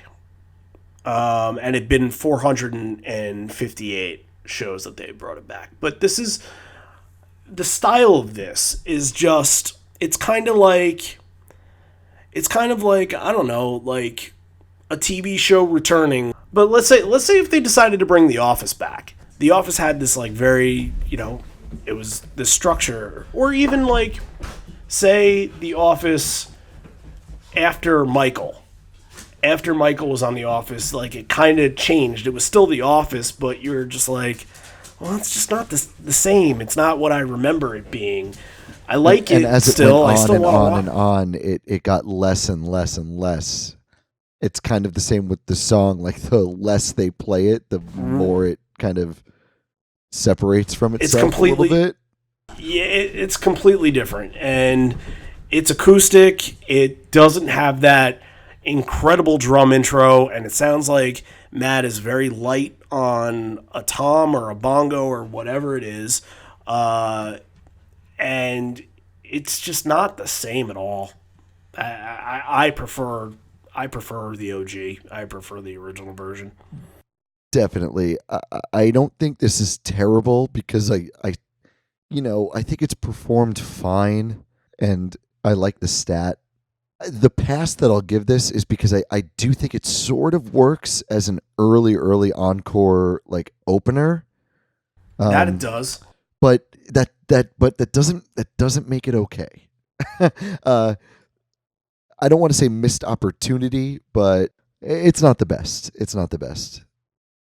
It was what did I say, 458 shows. Yeah, something like that. So this was one of the first times they had played it with Matt. I'm guessing this year, that Bonnaroo show was the first time they'd ever played it with Matt.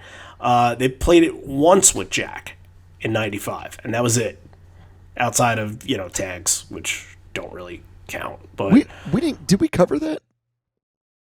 Yeah, I think Atlanta '94. I was going to say the only time that I thought we did a W.M.A. full song with Jack. I thought we did that. No, with Jack, with Dave.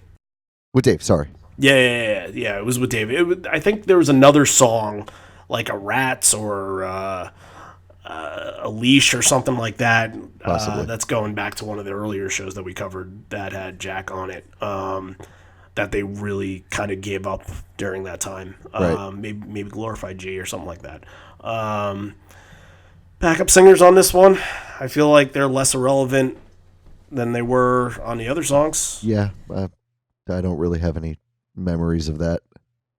It's, they're just kind of going back and forth doing the ayo, ayo, ayo, and that's just, it's not really part of the song. So they just had to come up with a new spot for it. I don't know.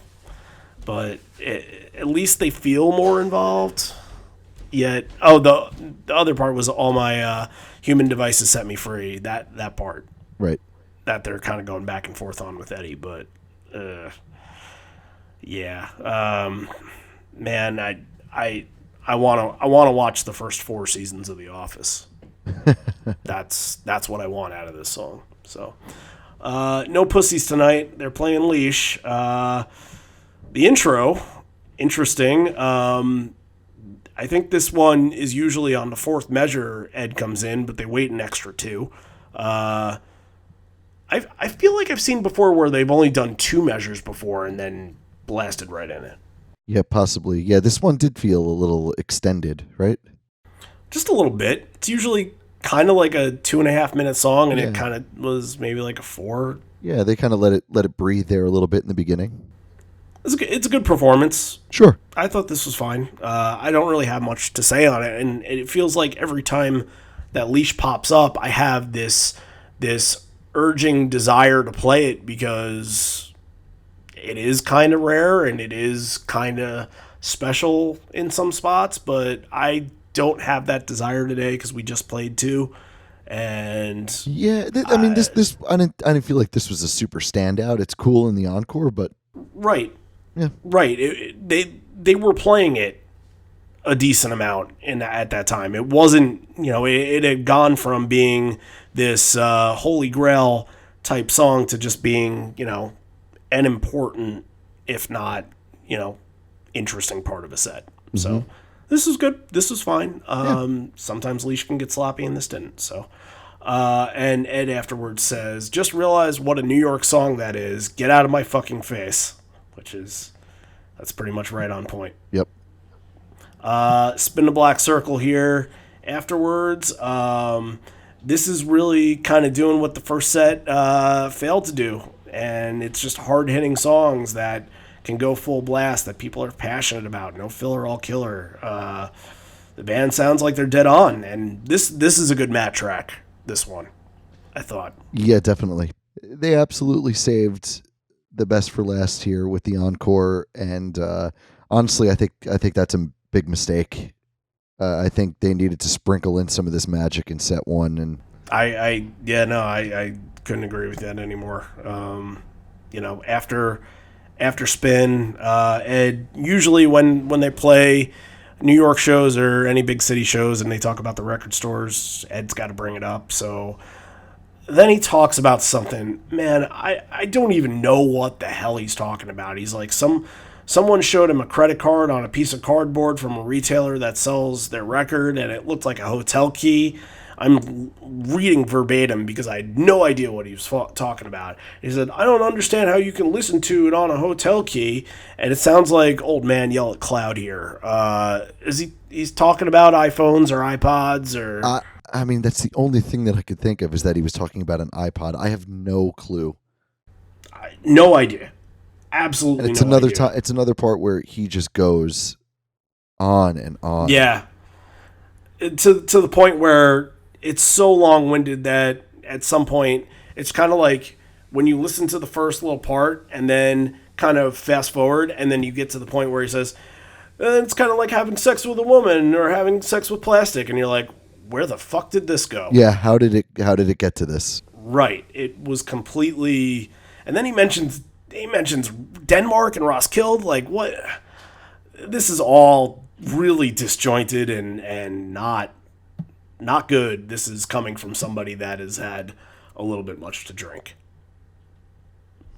I'm thinking. I'm giving him an excuse. Yeah. I don't know. I would assume. Yeah. Ending the first encore here is the Wasted Reprise into Porch. I do not like this combo. I don't think it works. We've talked about Wasted Reprise being the lefty specialist and coming in for one batter and then saying, see you later, pulling him from the game to get to the next more important reliever. And Porch is not the song. I think I only really like Wasted Reprise going into 2 songs, and that's Life Wasted and Better Man. Porch did not sound good after this. And it's riffy Porch, but it's not like ultra riffy porch where they're doing the complete opening. But again, it ruined porch kind of for me. Yeah, the reprise here. I think the only thing it served well was that the transition into riffy porch was pretty good, and yeah, it was quick. It was a quick riffy porch. Got it over with. But as a whole, it's not anything to write home about, really. Felt plain. Little typical. I thought porch was good, but I think with some stuff on set one, there were better options here. But if I'm making that comparison, this is not as bad as some of the transitions in set one. So if I have to compare it that way, I'd say that this was fine. I think if this was in any other set or encore, it would be really kind of blah to me. Yeah, keep in mind at the time, Porch was also not being played every single night on tour, which it is now. It was kind of an every other night thing, so it sort of I think in the Porch spot for night two was Rearview Mirror, so those two songs probably would kind of get intertwined. One night, then the other night in the same or similar spots, but the more that we hear Porch, it's like it really has to impress me to want to talk about it more. It really has to be something extra special, and it's not like the band usually ends up crushing it, but I couldn't find that extra special thing that made this Porch better. It just, to me, the thing that stood out was Wasted Reprise making it sound worse. Why not just finish the set with Life Wasted? Right. Exactly. Or just do Better Man. I know they did Better Man the next night, but they could end with Better Man here. So, all right, we're in the last of the encores here. Ed says, New York, you've done your part and we appreciate it. We have no record to promote. We want to have a good time in the summer in New York. We just probably could do it without you. We probably couldn't do it without you. Or, no, he says we probably could do it. I don't know. This is another one. This is another one of those speeches, you guys. You guys don't need to know verbatim everything that Ed says. But he does tee up the next song talking about Thomas Young, who is somebody that he's talked about a lot, veteran of the Iraq War, who was paralyzed. I've been reading his book because I had from listening to one of the shows, he had mentioned that Thomas Young, there was a book written about him, so I got it, and it's really fascinating. It's just kind of just crazy what he went through, and sort of what was going through his mind was not necessarily what I thought would go through the mind of somebody in combat, because he had enlisted with the idea of, okay, this is after 9/11, I'm feeling patriotic, let's go to Afghanistan. And then they end up in Iraq, and every time he's sort of questioning, why are we in Iraq? Why are we doing this? He's sort of, getting the brush back, like, you're not allowed to say anything, like, just go out there and just be a killing machine in Iraq where we tell you to be. And that, unfortunately, like, it was like a couple of days into his tour in Iraq, he was there was a really, really, really bad situation. I don't know what to call it, but like it injured and killed tons of people, and he took a bullet in the spine, and it paralyzed him from the shoulders down, or the neck down, and the rest of his life kind of became about speaking up about how disabled veterans were treated, and how current people that were serving were treated. And it's fascinating to read a lot of these stories. And yeah, you'll you'll see a lot of nods to Pearl Jam because he's a huge Pearl Jam fan, and you'll see things like, Eddie Vedder spent the night at his house after a tour, and you'll see things like, oh, he has tour posters all over his house. You'll see those things, but it's a really good read if you're looking for a read like that. I definitely recommend it. So that led into Eddie playing No More. We've talked about this before. The song itself, it's got a good, powerful message, but it's just kind of, I don't know. It's Ed coming out and doing his own thing here is just, I'm not really crazy about it to start an encore.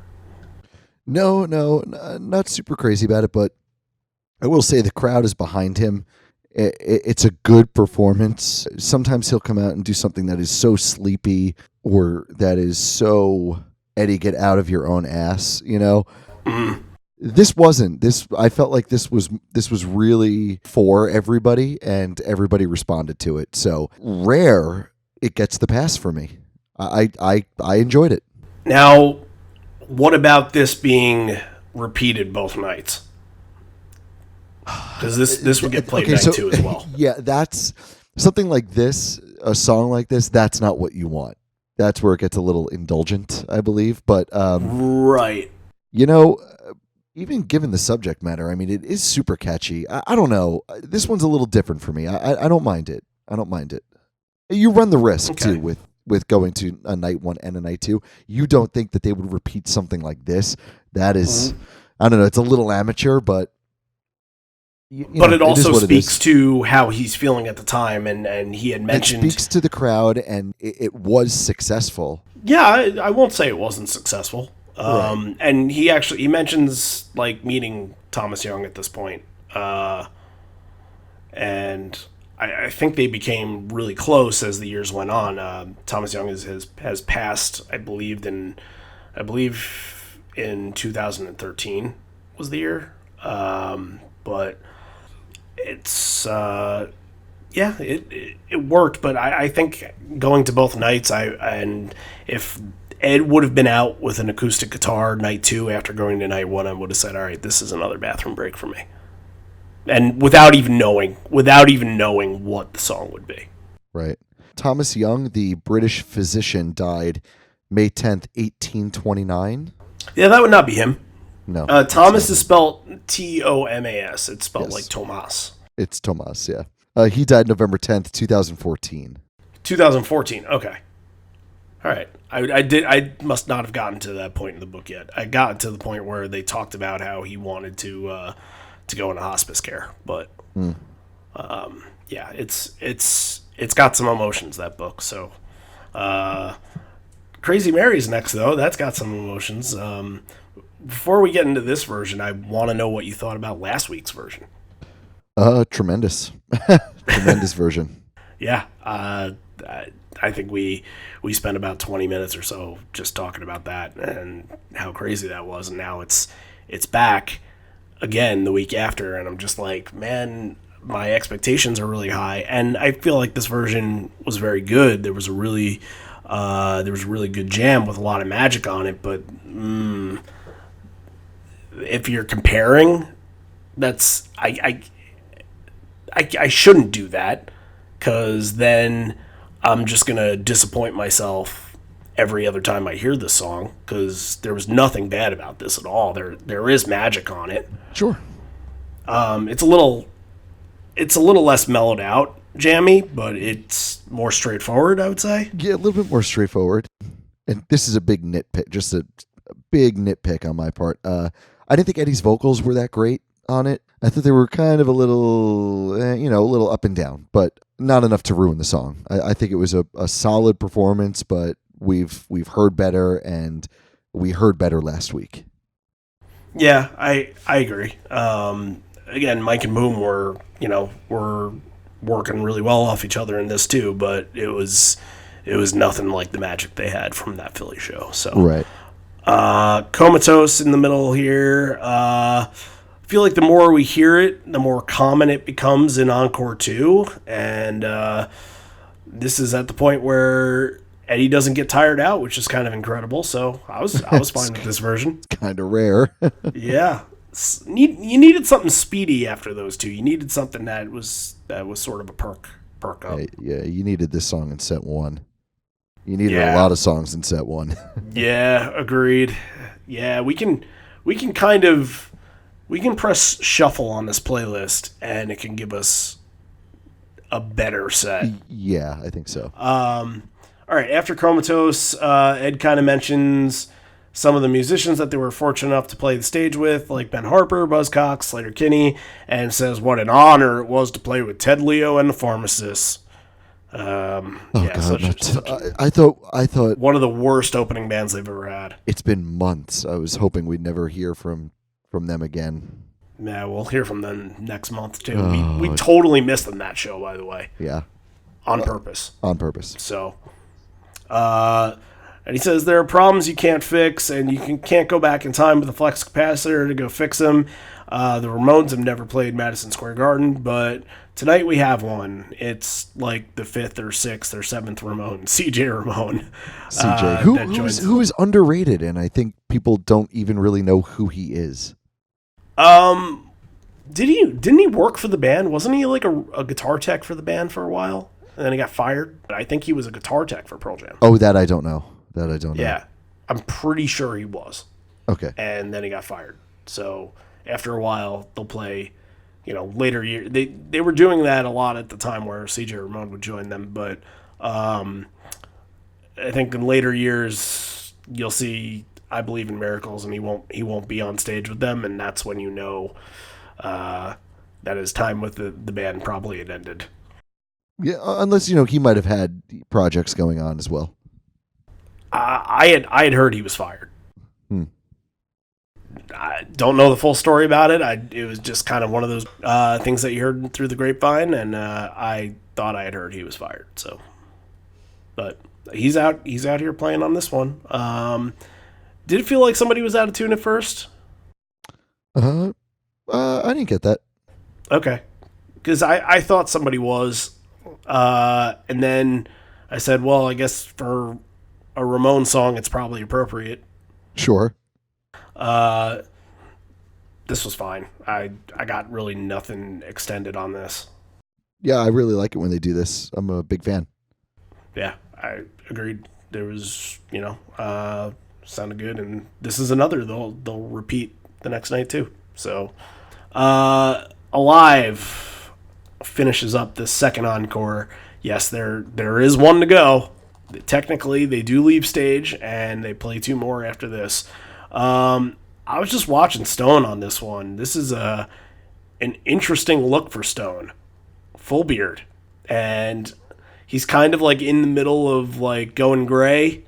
But this kind of looks like divorced dad Stone phase. Yeah, he's got a lot of dad phases. Some better than others. This is like when dad moved into the basement phase. He's at the hotel down the block. Yeah. Dad's coming over for dinner on Thursday kind of phase. This was good. Boom integrating into the end of the song here makes it feel special. Mm-hmm.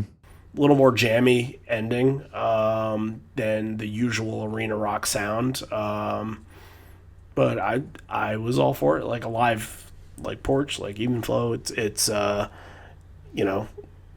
when you have things to focus on, you bear down and you focus on them. But when you don't, they become staples of the set, and you just kind of glance a little bit. Yeah, perfectly said. All right. So Encore 3, we move on to now, the incredibly rare Encore 3. Before getting into it, Ed thanks everybody from people in the back, right field, left field, infield, and then says, I'd like to thank God, who I don't believe in, for giving me this award, not kicking us out just yet. And that goes into All Along the Watchtower. We've covered it pretty recently, so we don't really have a reason to play it. It's really incredibly bass heavy, I said, though. Did you get that feel from it? Like a lot of bass in this? Yeah, there was a lot of bass in it. I was going to say it's there's not really anything spectacular going on that we need to really spend too much time on it, because I do feel like it's been coming up a lot for us Yeah. recently. Uh, Yet I feel like, yeah, this is probably the last time I saw it. So, but it feels super super fresh. So yeah, I don't mind moving past it. But at least it was, at least when they do it, it's good. It always sounds good. It's not my favorite to hear, because it's just not one of my favorite songs. No, and I don't think we have to worry about really. I think we're just kind of in that like little crazy window where we just happen, it was happenstance that we caught it 3 or 4 times in the last month or so. Correct. Because Yeah. this is only the 7th time they've played it in 14 times total. So it's not. We're not going to hear it too many more times and too many more shows. And I'm not going to go out and seek those shows because they've played Watchtower to, go and cover them. Yeah, it's not that interesting.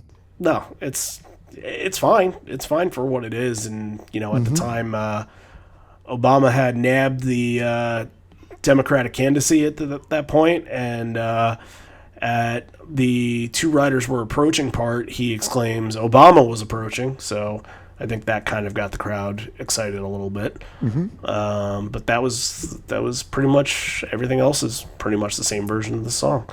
And now we get to close it out with Indifference. We've kind of kept away from playing a lot of these encore songs because we've either touched up upon them the last little while or heard them, or there wasn't anything too spectacular about them. But since we haven't really played Indifference for a while, and Indifference in Madison Square Garden just feels important. So why don't we just do it?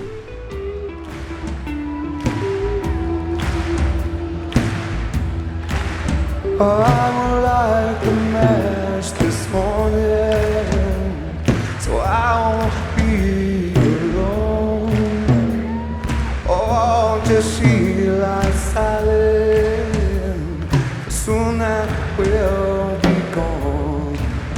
Oh, I will spend nights out stressed, pretend I'm free to roam. Oh, I will make my way through one more day.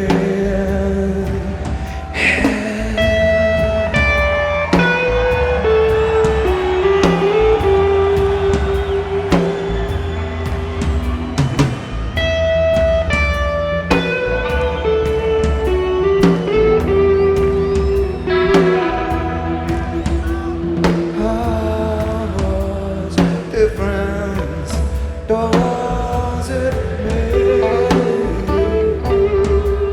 How much difference does it make?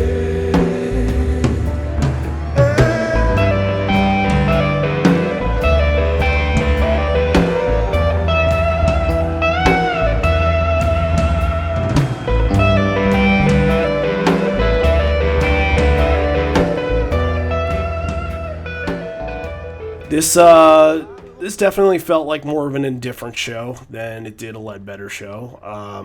Kind of disjointed, needed a calming end to it. The coolest thing is, if you watch the video, it does seem like Mike is recording some of this from the stage. That was kind of cool. So, and then good participation from the crowd. Yeah, personal archive. It's probably really cool to go back and watch, after a couple of years. Yeah, It probably I'm saying, like even for him, it probably never gets old. Well, I wonder where are they going to find a television with the red, white, and yellow cables? Because I don't think that camcorder is going to work in most HD TVs you see nowadays. Yeah, you have to go down to Costco, and they'll convert it to DVD for you. Yeah, I remember you mentioning that. Yeah, good version though. Anything else on the last one? No, it was great, and I know they like to turn the lights on, which is really fun for things like Alive and for Watchtower. But there's something about having the house lights on for Indifference. I need. Do you think it ruins the mood, or?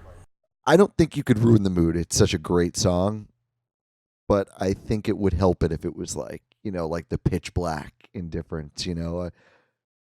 That's It's just chilling. right. That's the way that It's I see it. haunting. It's haunting. Is the difference between an indifference that is a sing along and an indifference that is supposed to spook your soul. Rating the show now.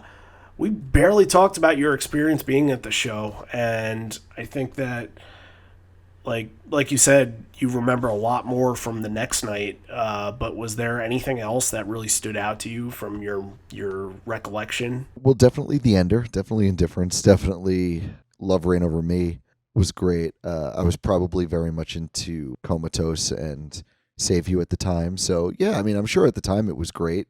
Looking back on it, having seen them a few more times now, it's not wonderful, but happy to be there. I think it was the last time I was able to do both nights at MSG. I always have something going on during one of the nights, so I only go to I usually do night 2s now, but so that was cool. That was cool too. I was trying to remember. I'm like 90% sure that Steve and I had seats on the floor, but like way in the back, because at MSG there's no, for Pearl Jam at least, they usually don't do GA for Pearl Jam at MSG. There's seats. No, so it's usually seats. I'm pretty sure we were on the floor, but back, which was fine because in 2010 we were way front. I remember exactly where we sat though. Night 2, I remember that.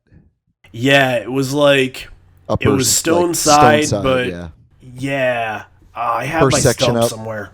Yeah, and then I remember I think for that one Steve was directly across from us, like same section, Mike's side. Right. Yeah. I don't even remember who Steve was with. I feel like we never even caught up with Steve at that show. Yeah, we didn't. I don't. He had the tickets for night 1 that I went with, and then night 2 I think he went with someone else had tickets for that one that he went with or something.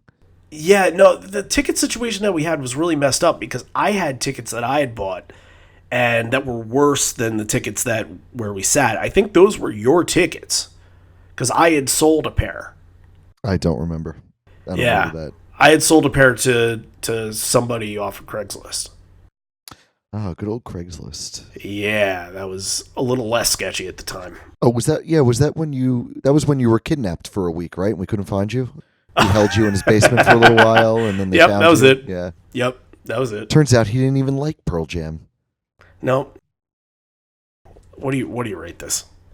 I didn't want to think about rating it until we were completely done talking about it. It wasn't my first show. It wasn't my last show. So I'm not going to let that factor in.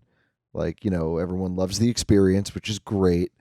And sometimes it could really change your mind about a show. I'm not gonna do that though, because I'm sure I had a great time. But compared to night 2 and then listening back to it, this wasn't good. This encore is the saving grace, and we only mentioned it once or twice. The band was very, very good. The band was fine. I had nothing. Yeah, no problems. Nothing with the band.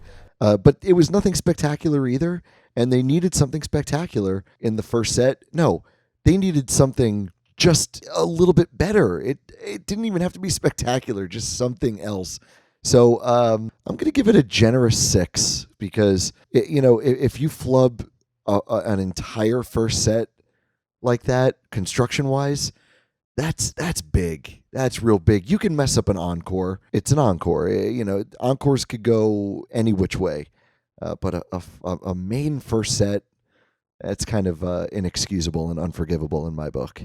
Yeah, I agree. It really, that first set's supposed to set a tone for the night, and everything else is supposed to kind of just be extra dessert or a really good entree. And man, we made a lot of food references, and I'm very impatient when I go to restaurants. So I was impatient. I was impatient waiting for even flow. That's just how it was, and I really was not impressed by it. I don't know. I think a 6 is fair because it wasn't a terrible show. So we both give 6s. So you know what? I think that's pretty fair for what we just heard. So, Yeah. you know, like we said, it's definitely in the bottom 5 of the 10 MSG shows. It doesn't have that like one redeeming moment that you're like, that completed my night. So it honestly, it wasn't crazy. And you know what? I incited a riot on the message boards. Oh boy. I tend to do that sometimes. It's my fault. I suck. Fuck me, everybody. So when I got response from this, here's kind of what happened. You know, asking for people their stories. The first comment came from Scruff McGruff. Scruff McGruff. Yeah, the dog actually commented. Oh boy. Said the 2008 MSG shows are probably the worst MSG shows in the band's history. I've been to every one. Shows were okay, nothing special 11 years later. And then the Biblestein comes back and he says, no, they weren't. I was there and they were great. You must have been at a different show. All Night, Who You Are, Release were all highlights. First of all, Release was night 2, and I had said that. You gotta... I know it's very tough when I post for some of these MSG shows and there are 2 nights to focus on just one, but if they're posting about night 2, that means night 1 wasn't necessarily that memorable. So maybe put it that way. Maybe. That's fair. There's a comment and there's a response to that saying, yeah, I was at both of those shows and they were fantastic. I saw both shows. This is On Two Legs says, I saw both shows and I agree with Mike. Mike was probably the one complaining. They were the weakest of the MSG shows and no bueno on All Night. The backup singers were a miss. And then responses saying the backup singers were terrible. Then a response saying they were not a miss. Your negative comments are a miss. And then said this, the worst word on the frickin' planet. He said the word bazinga. Oh, Jesus. Like what? You know, I like intelligent discussion and like this was not the greatest thread that we've ever had. You know, no offense to everybody that joins in because I appreciate everybody's input, but there was a lot of childish talk here. Yeah. Copper Tom, who I've seen comment before, said the 2008 shows suck. Definitely the worst of the MSG shows. I was at night 2. It's in the bottom of 5 attended. Hey, night 2 was good. Night 2 was good. I think night 1 is definitely holds that spot. And then we got a response from somebody else that said, notice I didn't say the shows were bad, just said they were just the weakest of all the shows. Like some others here, I've been fortunate to see every MSG show they played, so I'm at least basing it off an actual experience. I'm cool with it if you like the backup singers, just not my thing personally. Is there anything else interesting to say? Oh, God. Yeah, vanilla's used here, and then somebody mentions the merch. There's another comment I was trying to look for, and it was on Facebook, and I couldn't find it. It was about the merch and the posters being a real pain in the ass. And apparently it was really tough to get a poster that night, which was kind of the story about the other MSG shows, if I remember correctly, too. If you have a comment for us, try not to comment on Facebook. Try to just always try to email us, because that's anytime anybody emails us, that is a guaranteed you are going to make the show with your story or your comment in the email. I was just looking for something on Facebook and I swore I knew where it was. Apparently it wasn't there. I don't know what happened, but yeah. So just if you really feel like you have something poignant to say, I always add the email address on every time that I ask people for their input on these shows and for their recollection. Just send us an email. It's easier, even if it's 1 or 2 sentences. Just be like, hey, I saw it. It was good. Hey, I saw it. It was bad. At this point, like, everything helps. So, and Now I'm going to direct you to a voice recording of myself saying all that for longer than I just did. Set to music.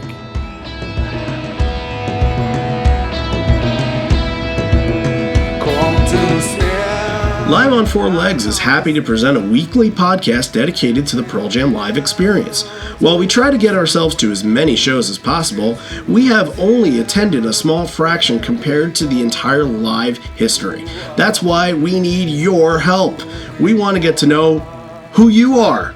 If there's a live show that you've attended that you'd like to see us cover in our program, please send us an email at liveonfourlegs, that's the number 4, liveonfourlegspodcast@gmail.com. We want to know your entire live experience. Did you once miss a flight? Get lucky in the 10 Club lottery? Catch a white whale? Your stories will help us mold this into the best podcast it could possibly be. You're already getting to know who we are. Now it's time for us to know who you are. So I'll make mention of this again. I made mention of this early in the show. We're doing a little contest right now for all you guys listening, all you fans out there who have a show that, you know, maybe you've requested to perform, maybe you haven't requested something and you want to reach out to us. We are giving people the opportunity to chime in and request a show, and we're going to cover it here on the podcast in June. We have a date set up for it, and we're going to set up the deadline to be Monday. If you get us an email by Monday, just couple words, a paragraph or so, just why this was your favorite show, why you think we should cover it, some highlights, and we'll add it to the ever-growing list of shows that we have. And then one lucky person will, on the next episode, we will announce, we'll do it as a team, although I'm sure I'll be the one picking out of a hat, but you'll have everything written down. You'll say congratulations. Yes.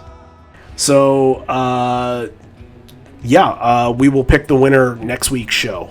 And you can either, just enjoy that we're going to cover a show that means a lot to you, or you can come and join us on the show, where that's going to be a one-time thing that we're going to do. We're not going to do that very often.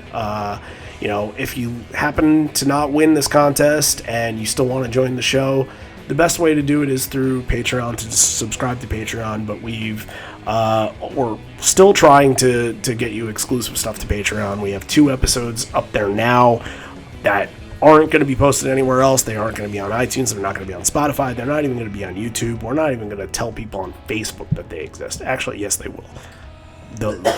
We'll know that we'll tell people on Facebook they exist. But we still have to get you the Easy Street Records one. That's about 2 months in the waiting. But yes, we have plans to do other stuff for Patreon, and you subscribe over there, you get a chance to come on the show.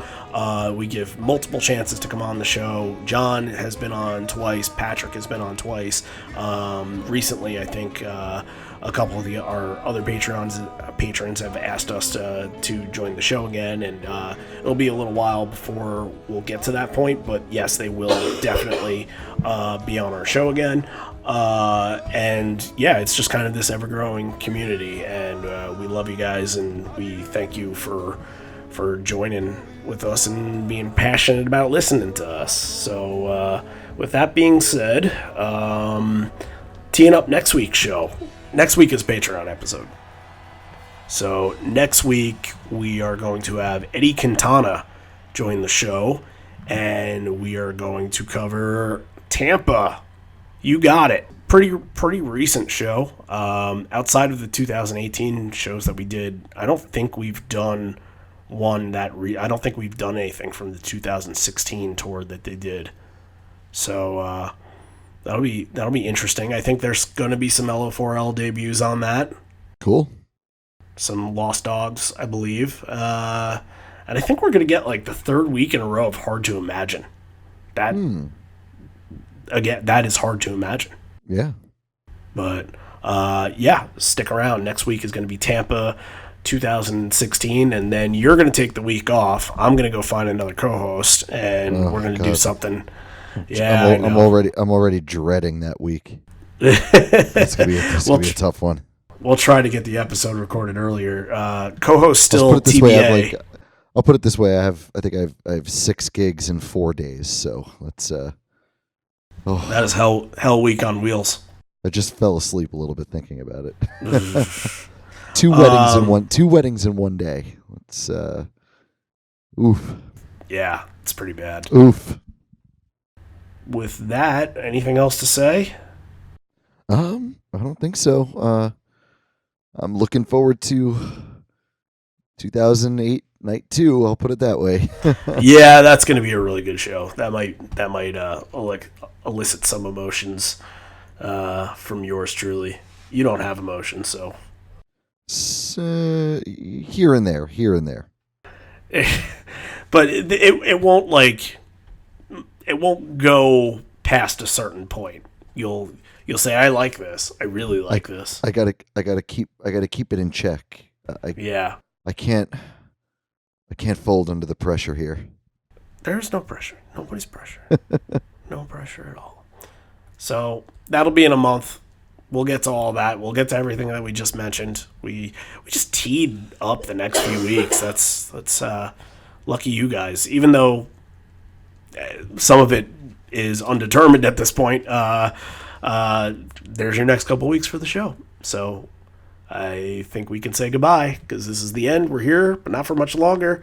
And although we may be parting ways, I miss you all already, and I miss you always. For Andy and Matt and our 5th installment of the Madison Square Garden series, we say goodbye to this chapter and see you next week. Bye.